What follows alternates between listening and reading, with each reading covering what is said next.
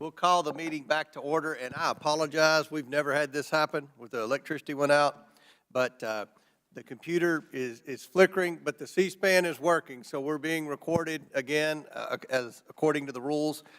Where we left off, Mr. Palmer had 3 minutes remaining, so I now yield 3 minutes to Mr. Palmer. Thank you, Mr. Chairman. Let's try this again.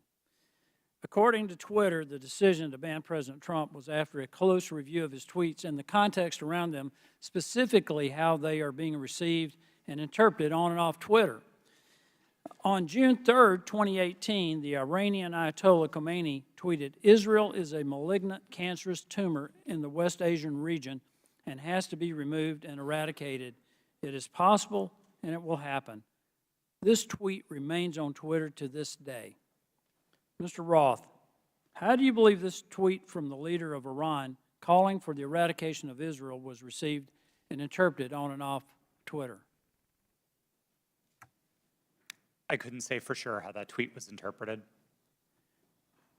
You would have a pretty good idea, though, of how many retweets and the amount of traffic it got. Only from what I can see in that illustration. Why does the Iranian leader who has explicitly pledged to eradicate the Jewish state of Israel get to remain on Twitter? Mr. Roth. Like all of Twitter's users, the Ayatollah is subject to the same set of rules. And while I can't speak for Twitter's decisions today, I can say that Twitter took a number of enforcement actions against the Ayatollah's account, the same way that we would against That's still up. You understand how hypocritical this is, right? You banned a sitting U.S. president and a sitting member of Congress, Marjorie Taylor Greene, while a man who has pledged death to America and can openly call for the death of millions of Jewish people and yet not be removed from Twitter. Do you understand how that looks? How hypocritical that is? I'm asking Mr. Baker, Ms. Gaddy, Mr. Roth, Ms. Navarro. That's amazing. But it shows the hypocrisy at Twitter. I want to pivot here, Mr. Chairman.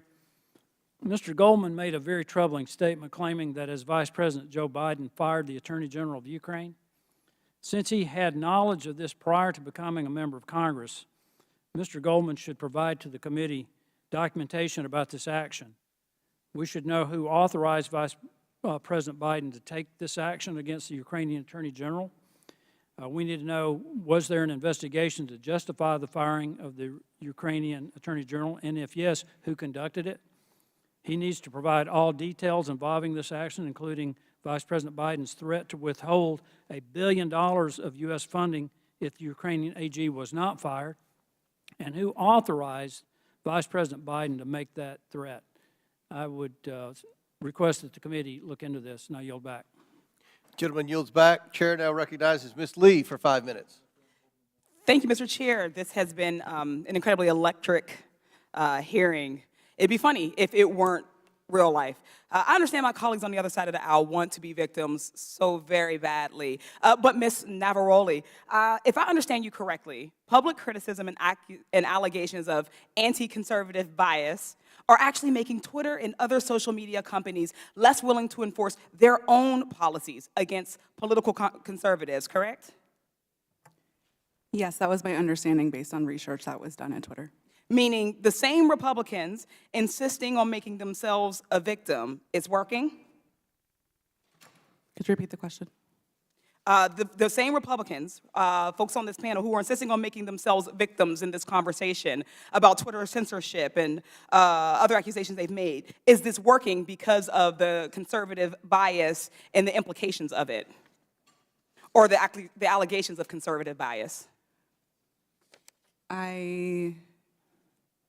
In other words, are the allegations of conservative bias making it harder for those in Twitter or those who are working there to enforce these policies against folks who incite hate speech or make it?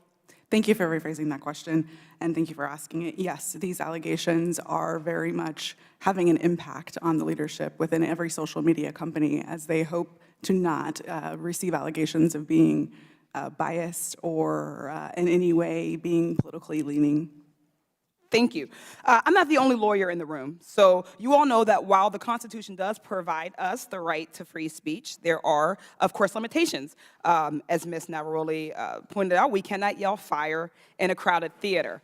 Compromising freedom of speech may seem dangerous until we weigh that compromise against the men and women massacred in Buffalo, for instance, or the many other places where radicalized violent extremists found their motivation to kill on social media. This isn't about oppression. It's about public safety. This isn't about censorship. It's about protecting our democracy from misinformation. Ms. Navaroli, it was your job to decide whether someone was yelling fire in the theater. Could you describe the coded incitement to violence policy Twitter did not implement? Yes, thank you for that question. The coded incitement to violence policy was an incredibly nuanced policy that was created in order to fill the gaps that were existing in the already existing policies around violence.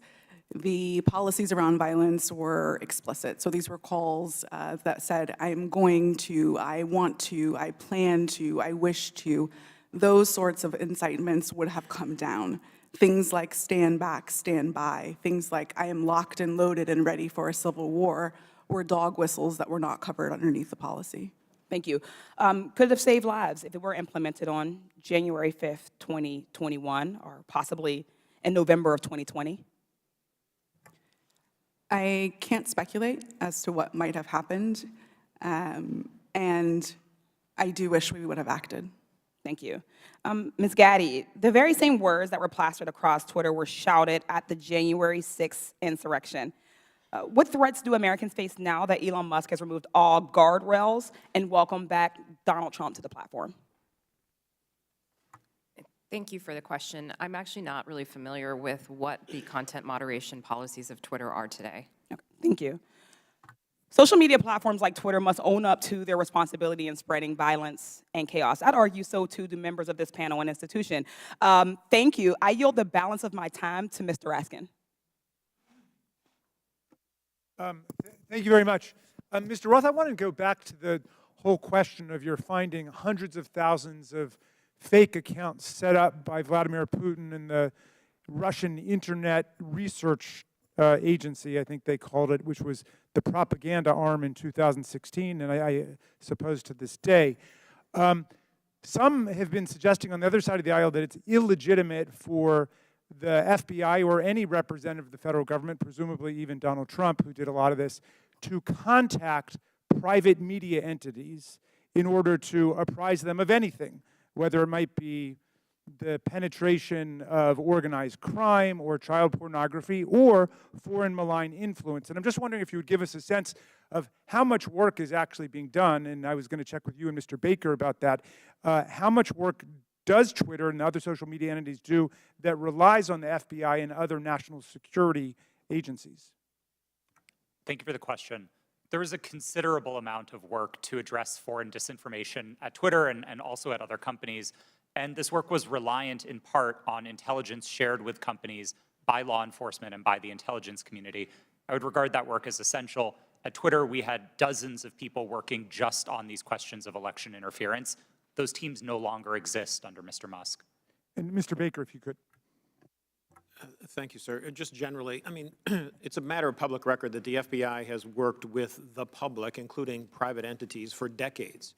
Indeed, they've had for some number of years now an office of, I think it's called Office of Public Sector Engagement. This is part of what they do in order to fulfill their responsibilities and to do their jobs to protect the country. Thank you. Yield back. Chair recognizes Mr. Armstrong for 5 minutes. Thank you, Mr. Roth. I'm going to continue down that line of questioning. So when you testified, you were just talking about working very hard to keep foreign troll farms from using Twitter and to engage in malign foreign interference. This sounds like a fairly robust undertaking. You said between 2016 and 2020, you had different teams stood up to do this. Constant vigilance? Yes, sir. That was the phrase that we used. Yeah. And these types of attempts are constantly evolving. They're trying to find new ways to penetrate your system, so you have to be engaging with it on a, and being willing to adapt on a constant basis. Yes, sir. That's right. And now we forward to 2020, and earlier you had testified that you were having regular interactions with National Intelligence, Homeland Security, and the FBI? Yes, I did. And primarily to deal with foreign interference? Primarily, but I would Also say almost misinformation and all of that. exclusively. But you had said earlier, like your contact with Agent Chang was primarily with foreign interference? Yes, that's right. All right. And these were emails, were there meetings? Yes, Twitter met quarterly with the FBI Foreign Interference Task Force, and we had those meetings running for a number of years to share information about malign foreign interference. Agents from Homeland Security or intelligence, or just primarily the FBI? Our primary contacts were with the FBI, and in those quarterly meetings, they were, I believe, exclusively with FBI personnel. And you had multiple former FBI agents on the payroll. I mean, Mr. Baker, you have 10 years' experience with FBI, DOJ? I was, well, with DOJ, it's 2 decades roughly, but I was, just for the record, I was never an FBI agent. Okay. Yeah. And Twitter has such a close relationship with at least one FBI agent that that agent could start emails with, "Hey, Twitter folks," and could actually advise your company about violations of your own terms of service. Mr. Roth, I think it's safe to say that you had a consistent dialogue with the FBI for the weeks and months prior to the New York Post. Is that fair? I had ongoing conversations with the FBI for years, I would say, about election And security. in response to Mr. Fry earlier, you said you would not categorize the FBI communications as pressure. No, I would not. However, Twitter's director of policy wrote to you in 2020 that Twitter has seen a sustained effort by the intelligence community to push Twitter and that Twitter should keep a solid front against these efforts. He specifically cited Elvis Chan, an FBI agent in San Francisco. Now, on August 11th, 2020, Agent Chan sent you 3 documents in prep for a meeting and said the documents pertain to APT-28, a hacking unit connected with Russian military intelligence. Agent Chan arranged for having security clearance for Mr. Baker and facilitated encrypted networks for the FBI to share information with Twitter employees. And on October 14th of 2020, you stated that this feels a lot like somewhat of a subtle leak operation. Earlier today, you testified that you were following national experts on Twitter, national security experts on Twitter, as a reason to take down the New York Post story on Hunter Biden's laptop. Yes, sir, I did. So, after 2016, you set up all these teams to deal with Russian interference, foreign interference. You're having regular meetings with the FBI. You have connections with all of these different government agencies, and you didn't reach out to them once? Is that question in reference to the day of the New York Post Yeah. article? That's right. We generally did not reach out to the FBI to consult on content moderation decisions, especially where they related to domestic activity. It's not that we wouldn't have liked that information. We certainly would have. It's that I don't believe it would have been appropriate for us to consult with the FBI. In December of 2020, you did a declaration to the Federal Election Commission that the intelligence community expected a leak and a hack operation involving Hunter Biden. Recently, Mark Zuckerberg confirmed that the FBI warned Meta that there was a high effort of Russian propaganda, including language specific enough to fit the Hunter laptop Biden security story.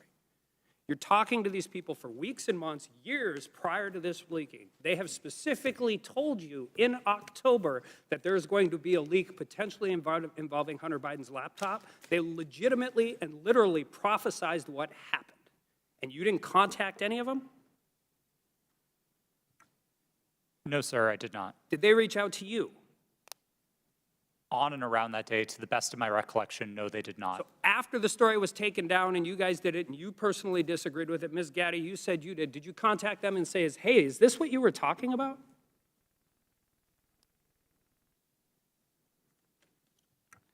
If that question was directed to me, no, I did Ms. not Gaddy, did discuss you that. talk to anybody from the FBI? Not to the best of my recollection. So I guess my question is, what is the point of this program? You have constant communication. They're set up for foreign interference. They've legitimately warned you about this very specific thing, and then all of a sudden everybody just walks away? Like, this is what you planned for. This is what you prepared for. This is the information. They told you exactly what was going to happen, and then you want, I don't care if it's members of Congress, you legitimately want the American people to believe we just completely cut off contact with all of the people who we were supposed to defend against? I don't think it passes the smell test, and neither do the American people. I yield back. Chair recognizes Mr. Kassar for 5 minutes.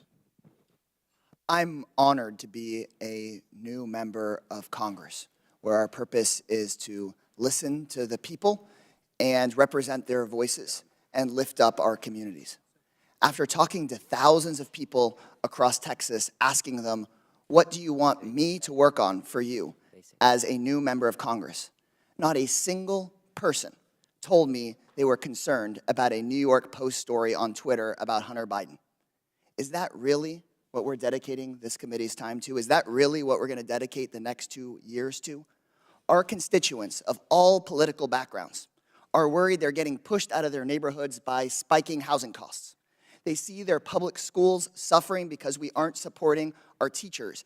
In my state, our rural hospitals are closing. We have more uninsured people than anywhere in the country. We have the highest number of food insecure kids, and reproductive rights have been stripped away. We're talking about none of that. It seems to me that we're having these hearings so that people can beat their chest about Hunter Biden, maybe do some fundraising, get some headlines, and ironically post those on Twitter. If that's what House Republicans want to spend their time on, then that's their prerogative. But to me, it's a damn shame. We're here for a bigger purpose than that. Under the leadership of the legendary chairman, Jack Brooks from Texas, this committee implemented the Great Society through the creation of Head Start and the creation of Medicare. They investigated Watergate. They built the U.S. space program. Anything is possible if we all come together to work on what our constituents demand, if we make sure that we say to our constituents that your voice matters here. We could be ensuring that the historic investments in infrastructure and domestic manufacturing create good union jobs where we need them the most. We could take on free speech and civil liberties issues at home and across the world. We could be investigating and taking a look at these real threats of domestic terrorism and civil unrest. We could be making sure that our constituents' lives are better. But instead, we're focusing today on Twitter. The American people deserve better. I yield back my time to Mr. Raskin. Thank you very much, Mr. Kassar. Let's go back to this point about the Russian disinformation campaign. And just to refresh everybody's recollection, Mr. Roth, you learned, was it before 2016 or after 2016, that Vladimir Putin had commanded an entire campaign to try to invade the American election with social media messages on Twitter, Facebook, and so on? Was that before the election you learned or after? While there was some public discussion of it before the election, most of the confirmed information was only declassified after Election Day. Okay, so there was this powerful, massive campaign unleashed by a malign foreign actor interested in undermining American democracy with a specific electoral objective, right? Did you find that? Was he just trying to create chaos, or did he want to put the thumb on the scale with his intervention for either Hillary Clinton or Donald Trump? A bit of both, honestly. I think there was a significant amount of the troll activity on social media in particular that wasn't tilted one way or the other. It played both sides and it played them off of each other. And I think that's bad for America and it's bad for democracy. I think the hack and leak campaign was a bit more skewed because that focused very specifically on the DNC and on John Podesta. Okay, and so the hack and leak campaign against the DNC and Hillary Clinton was one meant to damage Hillary Clinton's campaign. Is that right? That's what most research concludes was the objective, yeah. All right. So some people are suggesting that if the U.S. government finds out about a malign foreign influence disinformation or propaganda campaign in our elections at any level, the government shouldn't say anything to the public or the news media about it. What do you think about that proposition? I believe that would be a profound failure. I think there's a collective responsibility across the private sector and the public sector to address our shared threats, and Russian interference in American democracy is one of those shared threats. Okay. Ms. Gaddy, do you agree with that? Yes, I do. Okay. And just back to you, Ms. Navaroli, for a moment. Did you follow the attempt to overthrow the official election result in Brazil? I was not working at Twitter at the time, but I paid attention to the news, yes. Okay, and were you struck by any of the resemblances between what happened in Brazil and what happened here on January 6th? Yes, it was the exact same playbook that was played on January 6th, in which a ruling party claimed that an election was stolen, and that misinformation continued to spread and lead to political violence. Thank you. I yield back, Mr. Chairman. Chair recognizes Mr. Fallon for 5 minutes. Thank you, Mr. Chairman. If there was ever, if there's ever a time where our government becomes the sole arbiter of truth, then we've lost the United States.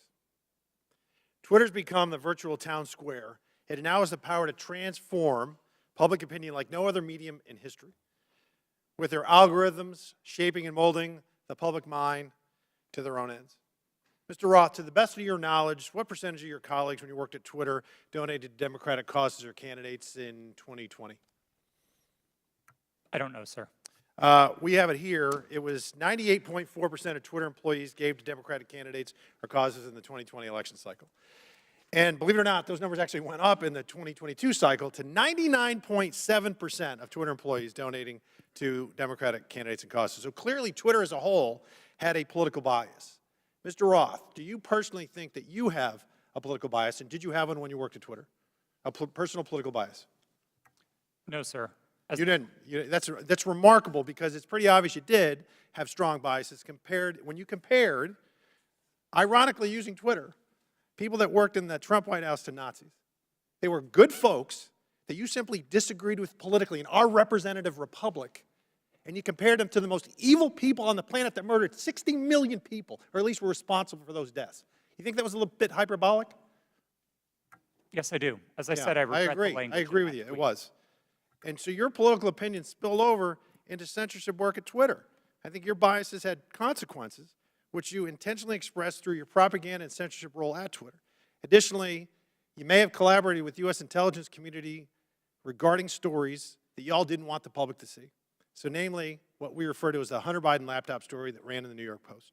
So I'll ask you, Mr. Roth, did you receive 10 confidential documents from Special Agent of the FBI, Elvis Chan, the night before the Hunter Biden laptop story ran?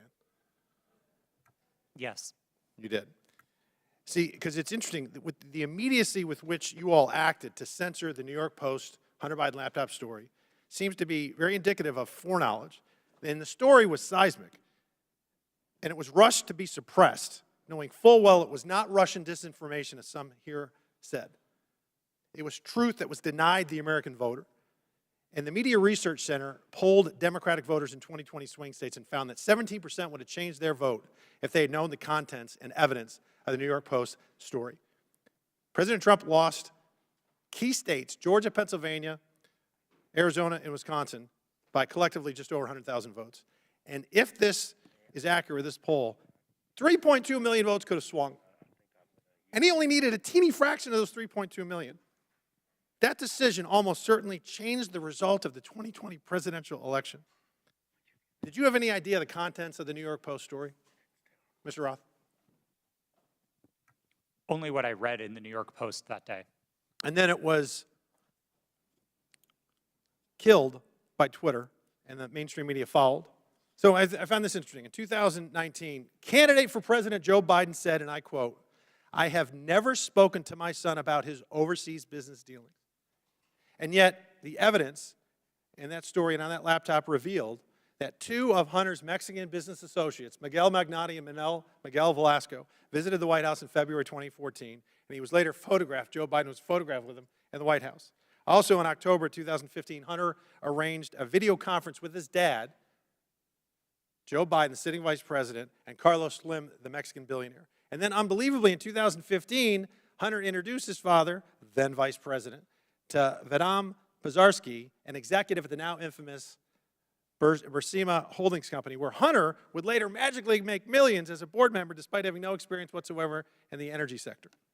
Joe Biden lied. He created the firewall, and then he was exposed because of this story and other information. He lied to the American people, and Mr. Roth, you withheld information on the eve of a presidential election, and you protected that lie.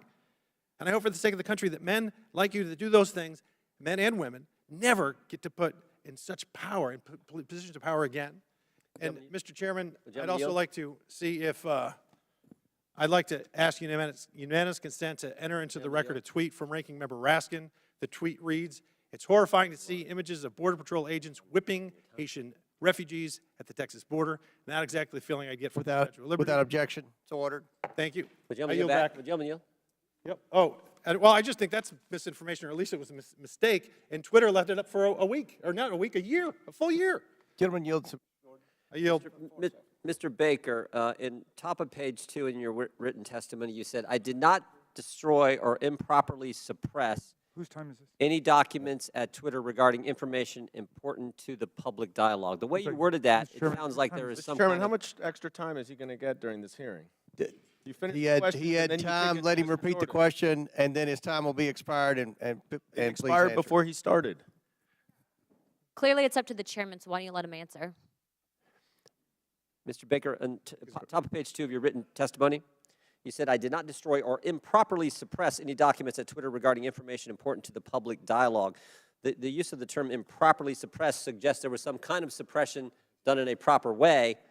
I just want to know what that was, and is this referring to your work at Twitter when the Twitter files were first released just a few months ago? Unfortunately, sir, I think I'm constrained from answering that question any more fully than in my testimony because of attorney-client privilege. So unfortunately, I'm just going to have to leave it at that. I thought that's been waived. Not the privilege, not the privilege. The non-disclosure agreement, my understanding, has been waived, but not the attorney-client privilege. Gentlemen, time's expired. I do not have anything in writing to indicate that the Twitter has waived privilege with respect to that matter. Chair recognizes Ms. Crockett. Thank you, Mr. Chair. MAGA Republicans can't let go. That should be the name of this hearing.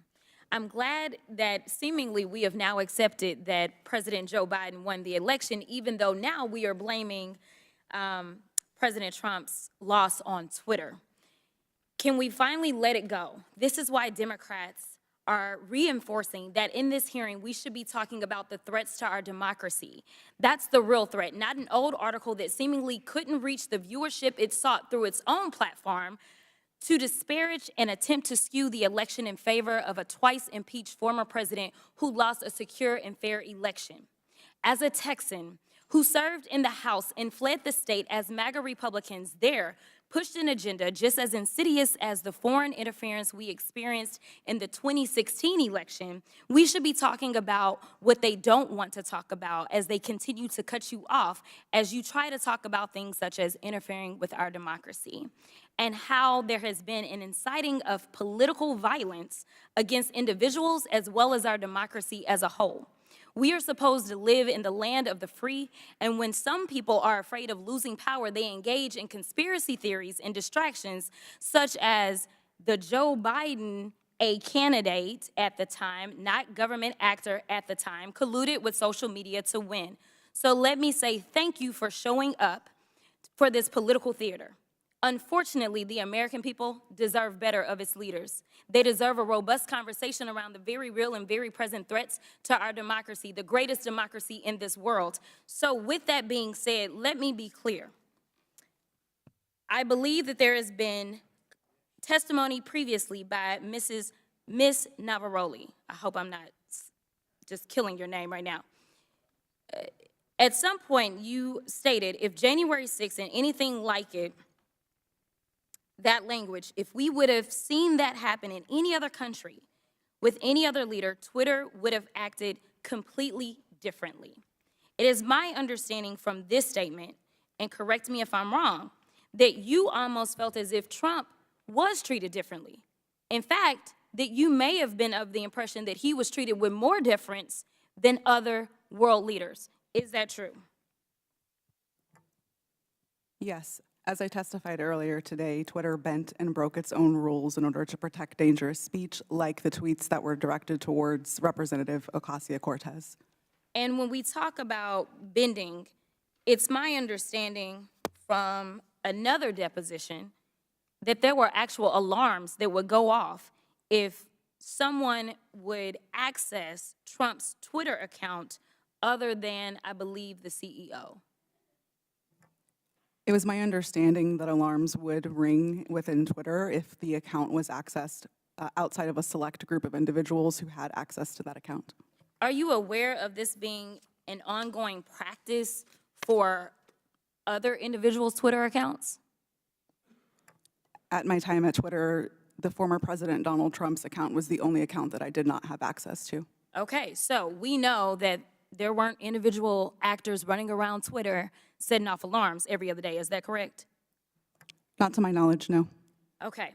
Now, as we talk about January 6th, because I think that's the only thing we should be talking about, what I want to talk about is what, and anyone can answer this question. Did you see a correlation between a rise in homegrown domestic white supremacy online as it correlates to leading up to January 6th? I can answer that. So some of the things that we were seeing specifically on Twitter related to white supremacy fan fiction. I mentioned earlier in my testimony that we saw things like people wishing that the day of the rope would occur. That comes from things like the Turner Diaries, which are, again, white supremacy fan fiction. You would also agree with me that it was clear that white extremists were seemingly triggered and activated to take action against our very democracy here at home by some of the activity that was going on Twitter, correct? Yes, I believe so. Now, just to make sure that we can summarize what we allegedly are here to talk about, you all would agree with me when I say that there was no physical damage or destruction to structures, limb, or life as it relates to this article, yet we do know that there was actual harm, physical harm, as well as destruction that occurred as a result of January 6th, correct? Yes, people died on January 6th. Thank you. With that, I'll yield the remainder of my time to Chairman Raskin, or Ranking Leader Raskin. Thank you. Mr. Chairman, I would just use the second to ask unanimous consent to submit for the record an extraordinary article just published called "Twitter Kept Entire Database of Republican Requests to Censor Posts," published on February 8th. It was just published by Rolling Stone. So for everybody's reading enjoyment, if people think it was biased against conservatives, this would lead us to believe it was definitely biased against liberals and progressives. Didn't have you pegged for a Rolling Stone reader, but without objection, so ordered. Chair recognizes Mr. Groffman. First of all, just a comment. When we talk about the Pledge of Allegiance, one of the lines in there is, "To the Republic for which we stand." Ben Franklin, when he was asked about our Constitution, he said, "We give you a republic if you can keep it." Just two lines that maybe some people around here haven't heard. Now, this is kind of a little story for the three of you on the left here. In January of 2021, the Christian magazine called The Daily Citizen tweeted about President-elect Joe Biden's announcement that Dr. Rachel Levine was his nominee for Assistant Secretary of Health. They commented that Dr. Levine is a transgender woman. This was banned from Twitter. Are you familiar with this story? I'm not familiar with it, sir. Do you have any reason why it would have been banned?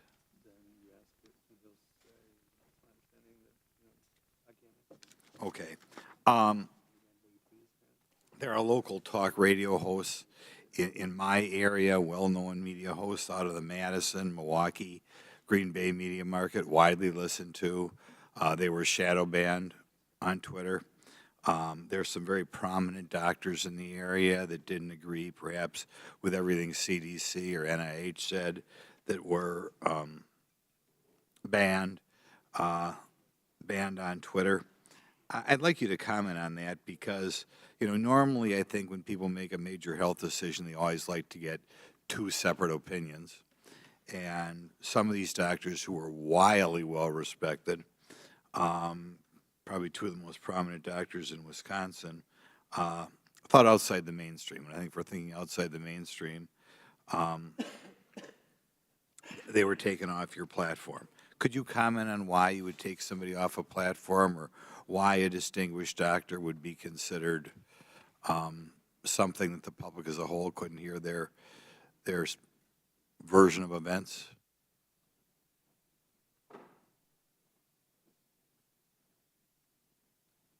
No, you're not aware that ever any doctors who commented outside the mainstream version of what was going on with COVID, going on with the vaccine, going on with treatments, that there were people who disagreed with the NIH recommendations and you took them off of Twitter? You're not familiar with that? None of you are familiar with that. Okay. I'll yield some time to Jim Jordan then. I thank the gentleman for yielding. Mr. Baker, Mr. Roth earlier said he thought it was a waste of time for the FBI to be sending you accounts that they thought violated Twitter's terms of services and Twitter's policy.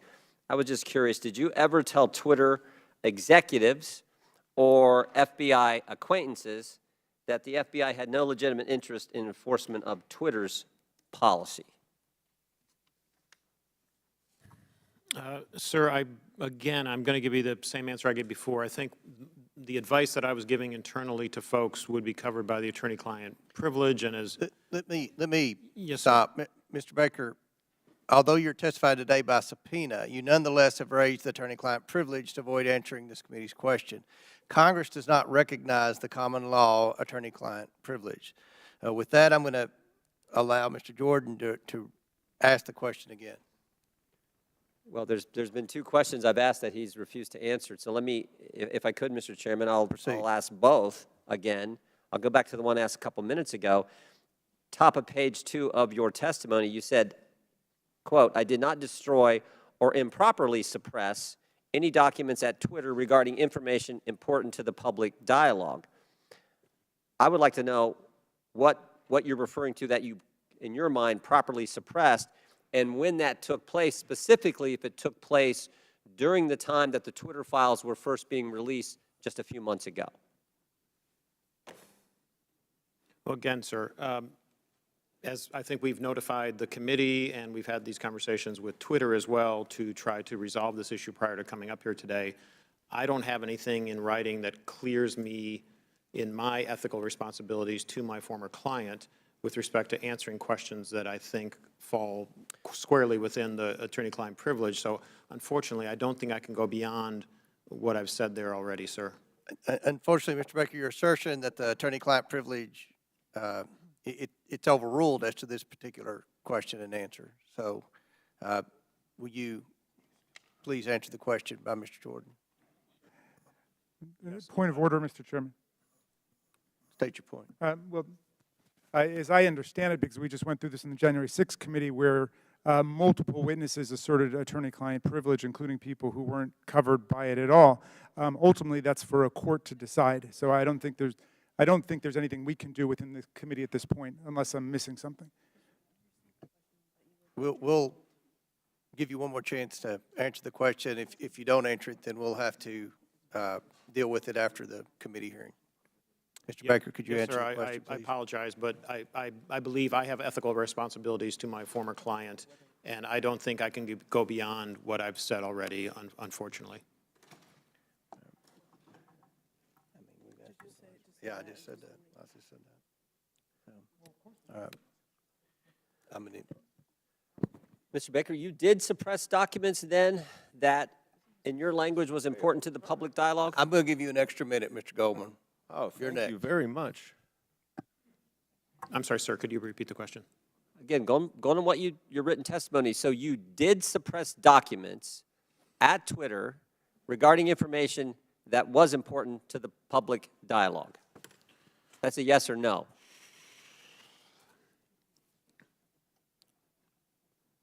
I'm going to answer the question with the following sentence, which is right after that. At all times, I sought to help my client understand and comply with its legal obligations. Okay. Gentlemen's time's expired. I recognize Mr. Goldman for 6 minutes. Thank you, Mr. Chairman. I understand that Mr. Palmer was asking some questions about some of my assertions about the removal of the Ukrainian prosecutor general. First, let's be clear, I did not say that Vice President Biden fired Mr. Shokin. It was official U.S. and European policy to encourage Ukraine to fire him, which they did. But he is right about one thing. What I say is not evidence, and neither is what any of our Republican colleagues say on the other side of the aisle. They may not like what these witnesses say, but the testimony of the witnesses is the evidence, not baseless statements without firsthand knowledge. But I urge Mr. Palmer, if he wants to understand what actually happened, to read the 300-page report that we published on the first impeachment investigation. There's a lot in there about Mr. Shokin. Luckily, though, he doesn't even have to do that. You can just read the New York Post story itself, because in that story, Shokin admitted that he never opened an investigation into Burisma. He claims to have had, quote, specific plans to do so. Yeah, sure. For 2 years, Rudy Giuliani had been peddling Victor Shokin's bogus story, including with agents of Russian intelligence. And Chairman Comer, if you question that, I urge you to look up Andrei Derkach. So who was the sole source of the hard drive to the New York Post? Rudy Giuliani. And for these reasons, many journalists were highly skeptical. One reporter at the New York Post itself refused to put his name on the story. Fox News' Brett Baer said, quote, "The whole thing is sketchy," unquote. And both Giuliani and the Post refused to give the laptop to other journalists to verify and analyze it. In fact, Giuliani told the New York Times that he hoped that it would be published before it could be verified. So what is the so-called authentication for this laptop? Well, Chairman Comer said in his opening statement that it's a subpoena to the computer repair shop owner, which happened over about a year before the New York Post story. But that is not the same hard drive that Rudy Giuliani received months later from that repair shop owner and passed along to the New York Post after he was in possession of it for several months. Now, Mr. Baker, based on your understanding of Russian malign influence campaigns, does Russian intelligence have the capacity to manipulate a hard drive? Yes. So it is possible that some of the materials on a hard drive could be authentic, and some could be altered, manipulated, or even added to the hard drive. Is that right? I believe so, yes. Mr. Roth, you have testified today that Twitter was keenly aware of the hacking efforts by Russia in connection with the 2016 election. Is that right? Yes, sir. And those efforts, I believe you said, and correct me if I'm wrong, by Russian intelligence to interfere in our electoral process continued up and through and including the 2020 election. Is that right? Russian efforts certainly continued through the 2020 election and even through the midterms. I couldn't say specifically if it was military intelligence, as was the case in 2016, but certainly the Russian government was involved. So let's run down what Twitter knew about this hard drive and this story when it was published. First, the sole source of the hard drive was Rudy Giuliani, who had been working closely with Russian intelligence agents throughout 2020. Second, Russian intelligence interfered in the 2016 election and was actively trying to do it again. And third, numerous journalists, including at the New York Post and Fox News, raised suspicions about the hard drive, and they refused to allow an independent analysis and verification of it. Now, Mr. Baker, based on your experience in law enforcement, wouldn't this give anyone concerned about Russian interference in our elections serious pause?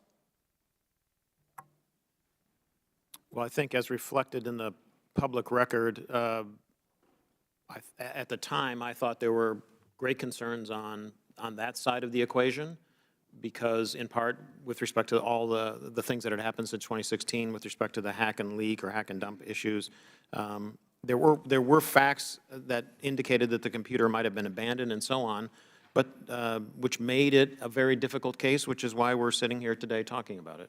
Right, and there was a 24-hour delay in continuing to spread the publication of it, isn't that right? Yes. Okay. You know, that is exactly what 51 former intelligence officials, many from Republican administrations, even the Trump administration, said in that letter that is being distorted by Mr. Jordan and others at this hearing. Let me quote one paragraph of what they say. We want to emphasize that we do not know if the emails provided to the New York Post by President Trump's personal attorney, Rudy Giuliani, are genuine or not, and that we do not have evidence of Russian involvement.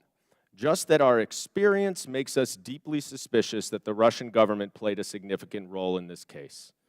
And unless Twitter, like Special Counsel Mueller concluded about the Trump campaign in 2016, wanted to welcome Russian interference in an election, all of you sitting here today were entirely correct to be highly concerned about the legitimacy of this story. I yield back. Chair recognizes Mr. Higgins for 5. Thank you, Mr. Chairman. I'm going to be yielding some time to my colleague, Mr. Jordan, here momentarily. But for the record, Mr. Baker, Ms. Gotti, Mr. Roth, Mr. Navaroli, are you here under the advice of counsel, and do you have counsel present? Yes, sir. That was a yes? Yes, sir. Yes, sir. Yes, I do. Yes, I was subpoenaed That's to good to appear. know.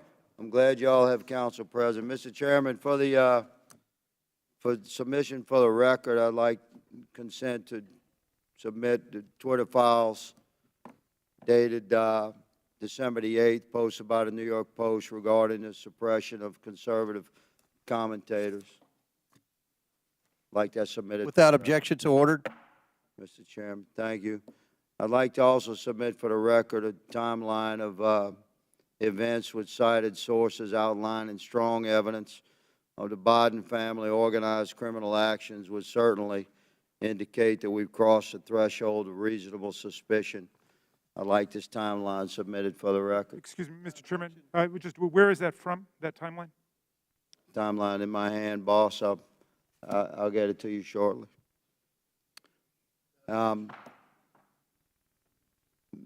Bottom line is that the FBI had the Biden crime family laptop for a year. They knew it was leaking. They knew it would hurt the Biden campaign.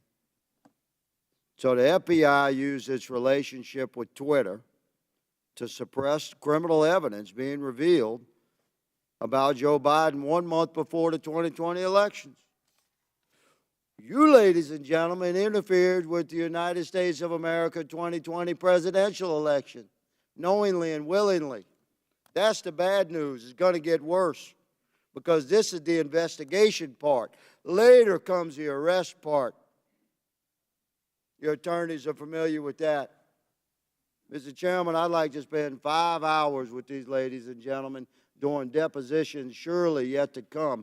But for right now, I'll yield the balance of my time to my colleague, Mr. Jordan. I thank the gentleman for yielding. I think he made the right point. And I would just respond to to our colleague from New York.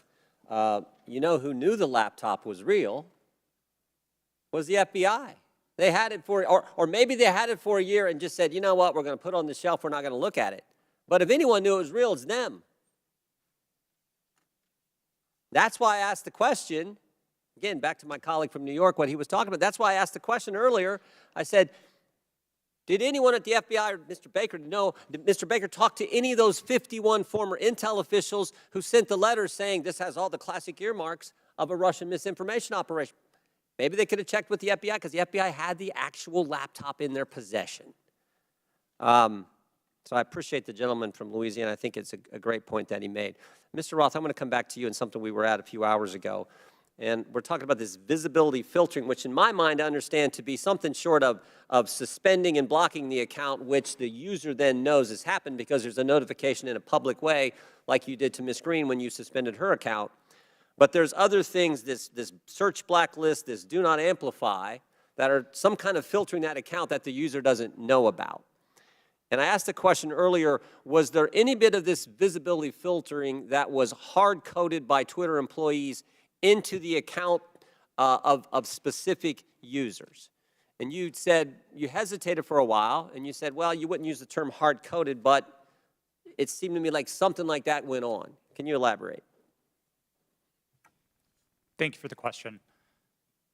Twitter's visibility filtering system, as has been reported in the Twitter files, is based on applying labels to user accounts. And so in that sense, if the application of a label is what you meant by hard-coded, yes, Twitter systems did apply those designations to those accounts. But it was seldom the case that Twitter staff would manually, individually go in and apply those labels directly. Were any government officials, were those labels and therefore that filtering done to any government officials, any elected officials where the user wouldn't know about? I don't know, sir. I didn't have access to my Twitter computer, to any Twitter systems to prepare me to answer that question, so I'm just talking your time there, and your experience there. Do you know if that happened? It would not surprise me to know that visibility filtering labels had been applied to the accounts of elected officials. So visibility filtered labels applied to the accounts, but the user doesn't know. Yes, it was not Twitter's practice to notify users. But you think that happened to elected officials and government officials? Again, I couldn't say for sure. I appreciate it. I yield back. Chair recognizes Mr. Mafume for 5 minutes. Well, Mr. Chairman, it's been a long morning and afternoon. And at this point in time, there's an adage that says everything that can be said has been said, except that not everyone has said it. So if you will indulge me for a few minutes, I'd just like to reflect on some observations having sat here and gone through this. And I'm hoping and praying that this is not a problem in search of a solution, because we're dedicating an awful amount of time here, and I don't want a few things to escape us.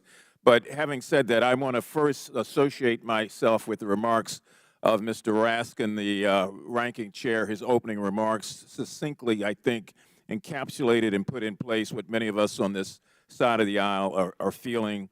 And I also, as a point of personal privilege, would like to just express how many of us share the concern of the gentlewoman from South Carolina who indicated her ongoing medical condition, which she said she might have to live with the rest of her life.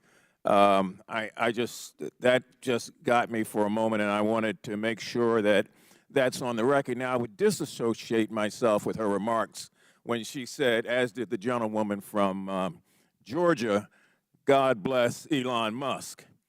For me, it's God bless my country, God bless my family, God bless my friends. Mr. Musk can take care of himself. I would also caution, if I might, all of us, but particularly the gentleman from South Carolina who said earlier that there is proof that Hunter Biden committed multiple felonies. The gentleman said that without offering anything for the record. And I know we're all covered by congressional immunity in terms of when we're on the floor and when we're in these committees, but sometimes we probably don't want to feed into hot rhetoric. I mean, we campaign in that kind of poetry, but we are elected to govern in prose. And when you do that, there's a different sense of responsibility that goes with all of us. Mr. Roth, I listened to you, and I feel bad that you were attacked. And, you know, you had to sell your home. You had to move your family. And I just want to remind you and remind myself that there are members of this committee who are also always under attack because of their race or because of their surname or because of their political affiliation. That kind of reckless incitement, I think, is best dealt with when you have content moderation. Otherwise, we gin up the rhetoric. The people who can't control themselves oftentimes don't, and then we see violence occurring against whether it's members of Congress through threats or persons like yourself in the private sector.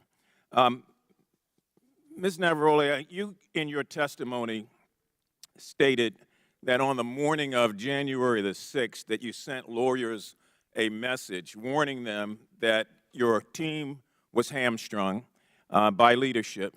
And 2 days later, when it looked like that might happen again, you asked management whether or not they wanted more blood on their hands. What was their response, and what did they do? Yes, thank you for that question. On the morning of January 6th, I did send that message to a Twitter lawyer, specifically because I believe that Twitter was going to be facing liability for what was going to occur that day. I do not remember their exact response, but I do remember there coming in a response of confirming that the information had been received. Would you repeat the second question that you asked? I wanted to know what was their response. What did they do? Nothing. Okay, you went on to say that in January of 2020, after the United States assassinated an Iranian general, that the president at that time, Mr. Trump, decided to justify it on Twitter, and management literally instructed you to make sure that we were not about to start World War III on that platform. Is that correct? Yes, that did occur. And what happened after that? It was up to me and my team to create what we called enforcement guidance, so a document that explained how we would apply our policies specifically related to content moderation in that specific instance. I believe the document was relating to foreign policy discourse. So my point here about content moderation on the front end prevents some of the crazy things we see on the back end. Mr. Chairman, I have from the Anti-Defamation League their latest report on murder and extremism in the United States, oftentimes fueled by the lack of content moderation, that I would ask unanimous consent be entered into the record. And I also have the National Threat Assessment done by the Secret Service of our country. This was just released, and it talks about how 25% of all of these acts are being conducted by people who are not moderated, but who in fact end up breaking the law and threatening the lives of people. And I would ask unanimous consent that also be. Without objection, so ordered. Thank you, sir. Chair recognizes Mr. Sessions for 5 minutes. Mr. Chairman, thank you very much. So I will say it, God bless Elon Musk, because I think I feel that way. It was Elon Musk that revealed data that uncovered a disturbing cabal. Let's be clear, we're here today because Twitter got caught, not because people wanted to admit mistakes got made, or perhaps because they got bought. If not for the Twitter files released by Mr. Elon Musk, this activity we're discussing today would still be going on. It's no secret that the political bias of Twitter and their previous leadership bled into politics and merged that with practices of the company. And that is a big concern. But a bigger concern is where our government, on a political basis by law enforcement, becomes engaged in things that a timeline would show were not truthful. That's the concern. The fact that Twitter was working hand in glove with the Federal Bureau of Investigation and the intelligence community to suppress free speech and things that were not true is disturbing. That is why we are here today. So, Mr. Roth, I would engage you, if I could, for a minute. By the way, I want to compliment all four of you. You've been here all day. This is hard to do. You've kept your cool. To the best of your ability, you're expressing honesty. I admire that. Mr. Roth, can you please tell me about the meetings with the FBI? How many? Where did they take place? How do they accomplish what they wanted? Thank you for the question. Yes, sir. Twitter met with the FBI, I would estimate, several dozen times over the course of multiple years. These meetings happened in person, in the Twitter office, in the offices of other technology companies, and at times they happened virtually. We issued press releases about these meetings. They were not happening in secret. They were not anything that the public sector or the private sector strove to hide from anybody. But in these meetings, we used it as an opportunity to discuss the shared threats of foreign malign interference, to discuss the preparations that the public and private sector were implementing, and to use that as an opportunity to make sure that we were having open channels of communication about those malign interference threats. Mr. Roth, did you at any time believe that the Bureau might not be honest about the things they knew and the information that they shared and passed to you? I would say I have a personal healthy skepticism about any type of law enforcement, but no, it was never my experience that representatives of the FBI were anything but forthright in those discussions. do you believe that they, today, in looking back, misled you? I don't believe so, no. So you believe that the things which they told you, in looking back, are truthful even today? To the best of my recollection, yes. So the chance for FBI numerous times, dozens of times, to meet with you, did you put out information of the substance when you said you provided the public with information? Did you discuss what those meetings were about? I believe the public statements were fairly high level and talked about preparations for upcoming elections in the United States. Any internal records or meeting minutes would be on my Twitter computer, which I don't have access to. And does that reside, to the best of your knowledge, currently at Twitter?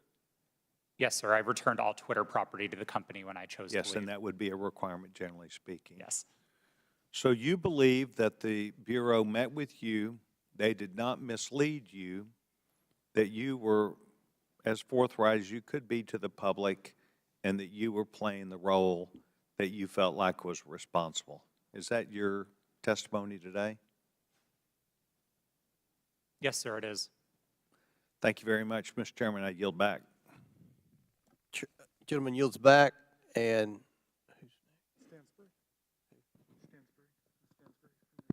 Stansbury. Yeah. Oh, yeah, yes, I'm sorry. Thank you, Mr. Chairman. You know, I'm beginning to feel like a little bad for the majority. Like I just feel guilty because you guys have come today to try to prove that the Biden administration in coordination with Twitter is impugning free speech. And the problem is that Donald Trump, he is just this thing that hangs around your neck. Because at every turn, he undermines whatever credibility you want to have on this subject. I mean, Donald Trump and his administration, it's been proven, reached out to Twitter to take down tweets that got under his skin. The tough guy, Donald Trump, right? He got called the B word. Let's reach out to Twitter. Let's get the tweet taken down. You guys have no credibility. You have none. Your own guy taking free speech off of Twitter. You know, I also don't understand this bipolar thing that you're doing with Joe Biden. So every day you guys tweet out, Joe Biden is boring, he's sleepy. Every day you say it on TV. Now you want to tell the American people Joe Biden is an international super mastermind along with his son Hunter. I mean, it's just bananas. You know, the Trump family is getting billions of dollars of loans from foreign governments by using their White House relationships. Any questions? Any questions on that? No, I didn't think so. You want to know if the Trump family made any money selling PPE during the pandemic out of the West Wing? Any questions about that? No, I didn't think so. But let's move on to Hunter Biden's laptop. Your leaker, I always love this, by the way. You guys are against leakers unless they're leaking things you like. Your leaker, Matt Isaac, and I love, you know, have you seen this guy? I mean, he's like a Radio Shack dot matrix guy who copied files off a private citizen's hard drive, okay? That's your entire theory is based off of. But I want to use his words. This is his own words. Your guy, your leaker, the guy who gave you the information. There have been several attempts by several individuals to modify and insert fake data. I do know there has been multiple attempts over the past year and a half to insert questionable material into the laptop, to pass off information or disinformation as coming from the laptop. He continued, "This is a major concern of mine because I fought tooth and nail to protect the integrity of the drive, and to jeopardize that is going to mean everything I sacrificed will be for nothing." Your guy, your leaker, questioning the integrity of the information you guys are peddling. By the way, why isn't he here? Bring him here. Let's ask him questions. And why haven't we seen the hard drive? You guys aren't shy. Why won't you show it to the American people? Let's talk about Twitter. Let's talk about God bless Elon Musk. See these? God bless the guy who is allowing Nazis and anti-Semitism to perpetrate Twitter. There's been a 66% increase of anti-Semitism on Twitter since Elon Musk set it free. Mr. Chairman, I agree with you. It's not fair to say all conservatives are Nazis. That's preposterous. That's not true. But your Lord and Savior Donald Trump is having tea and dinner with them at Mar-a-Lago. Nick Fuentes right here, who is a picture that is tweeted at me all the time saying Jews are a virus in response to my tweets. Donald Trump's having dinner with him. Nazis at Mar-a-Lago. And so, no, not all Republicans are Nazis, but I got to tell you, Nazis seem really comfortable with Donald Trump. So I have questions about that, Mr. Chairman. Why is that? Why do I get these tweets? Let's talk about Kanye West, right? The chairman of the Judiciary Committee for 3 months praising Kanye West. We love Kanye, right? A Nazi. Clearly now. It took months for that tweet to come down. How come? I mean, these are things I'd love to know. Is it because maybe they're your voters? I mean, they certainly aren't voting for me. I yield back. Chair recognizes Mr. Langworthy for 5 minutes. The Twitter files revealed the unrestricted power and censorship regularly exercised by the 3 witnesses in front of us today, Mr. Roth, Ms. Gaddy, and Mr. Baker. Now, Ms. Navaroli, in your opening, you stated that too few people and companies have too much power. Well, I think you're right. The witnesses here today, they had too much power at Twitter. And they tried to play the role of God as they interfered with the natural right of the people to a free and fair election. Twitter knowingly suspended the New York Post's account, one of the most reliable conservative voices in the country, in fear that an honest story would swing the most divisive election in American history into the hands of their enemy, former President Donald Trump. Now, Mr. Roth, you were part of the secretive SIP-PES censorship team at Twitter, correct? No, sir, I'm not sure what that refers to. Mr. Roth, the Twitter files revealed that you rarely adhered to company policy in making your censorship decisions. One reporter from the Twitter files called your group a, quote, high-speed Supreme Court of moderation, issuing content rulings on the fly, often in minutes, based on guesses, gut calls, and even Google searches in cases even involving the president. Do you recall making decisions in this manner? No, I do not. Can you explain the process for these quick decisions? Thank you for the question. I think the core of content moderation, whether it's fast or slow, begins with a written set of rules and policies, and that was the primary responsibility of my group at Twitter. It wasn't about making a one-off decision in the moment. It was about having a written and codified set of, well, laws for the platform that we followed in each instance. In the vast majority of cases, content moderation decisions were not made by me or by another executive or even by a member of my direct team. They were made by hundreds of content moderators enforcing those rules again and again and again. The situations in which decisions would be escalated to senior executives were few and far between and largely related to the really hard gray area calls. So, Mr. Roth, as part of the, quote, Supreme Court of Moderation at Twitter, did you have the final call over political censorship decisions? No, sir, I did not. Then who had the final call on these decisions? There was a team of people, some of whom represented on this panel today, others not, who were involved in trying to make these decisions. But a portrayal that any one person held sort of supreme or ultimate authority over these decisions would misrepresent what the process was. So your team labeled high-profile accounts as VITs, standing for very important tweeters. What was the threshold for being labeled as a VIT? That's an excellent question for which there is not a consistent answer. I don't think Twitter was particularly well put together on that definition. So was the New York Post labeled a VIT? I believe the New York Post's account is verified, and verification conferred some of that status of being a VIT, but again, the definitions here are a little squishy. Now, is it true that the Twitter comms director, Trenton Kennedy, said in regard to the Post story, I'm struggling to understand the policy basis for marking this unsafe? Yes, it's my understanding that Mr. Kennedy said that.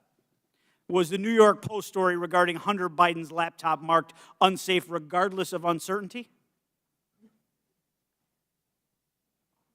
It is true that Twitter marked links to that story as unsafe in a number of our systems, which resulted in restricting people's ability to tweet it. That was the decision that Twitter reversed 24 hours later.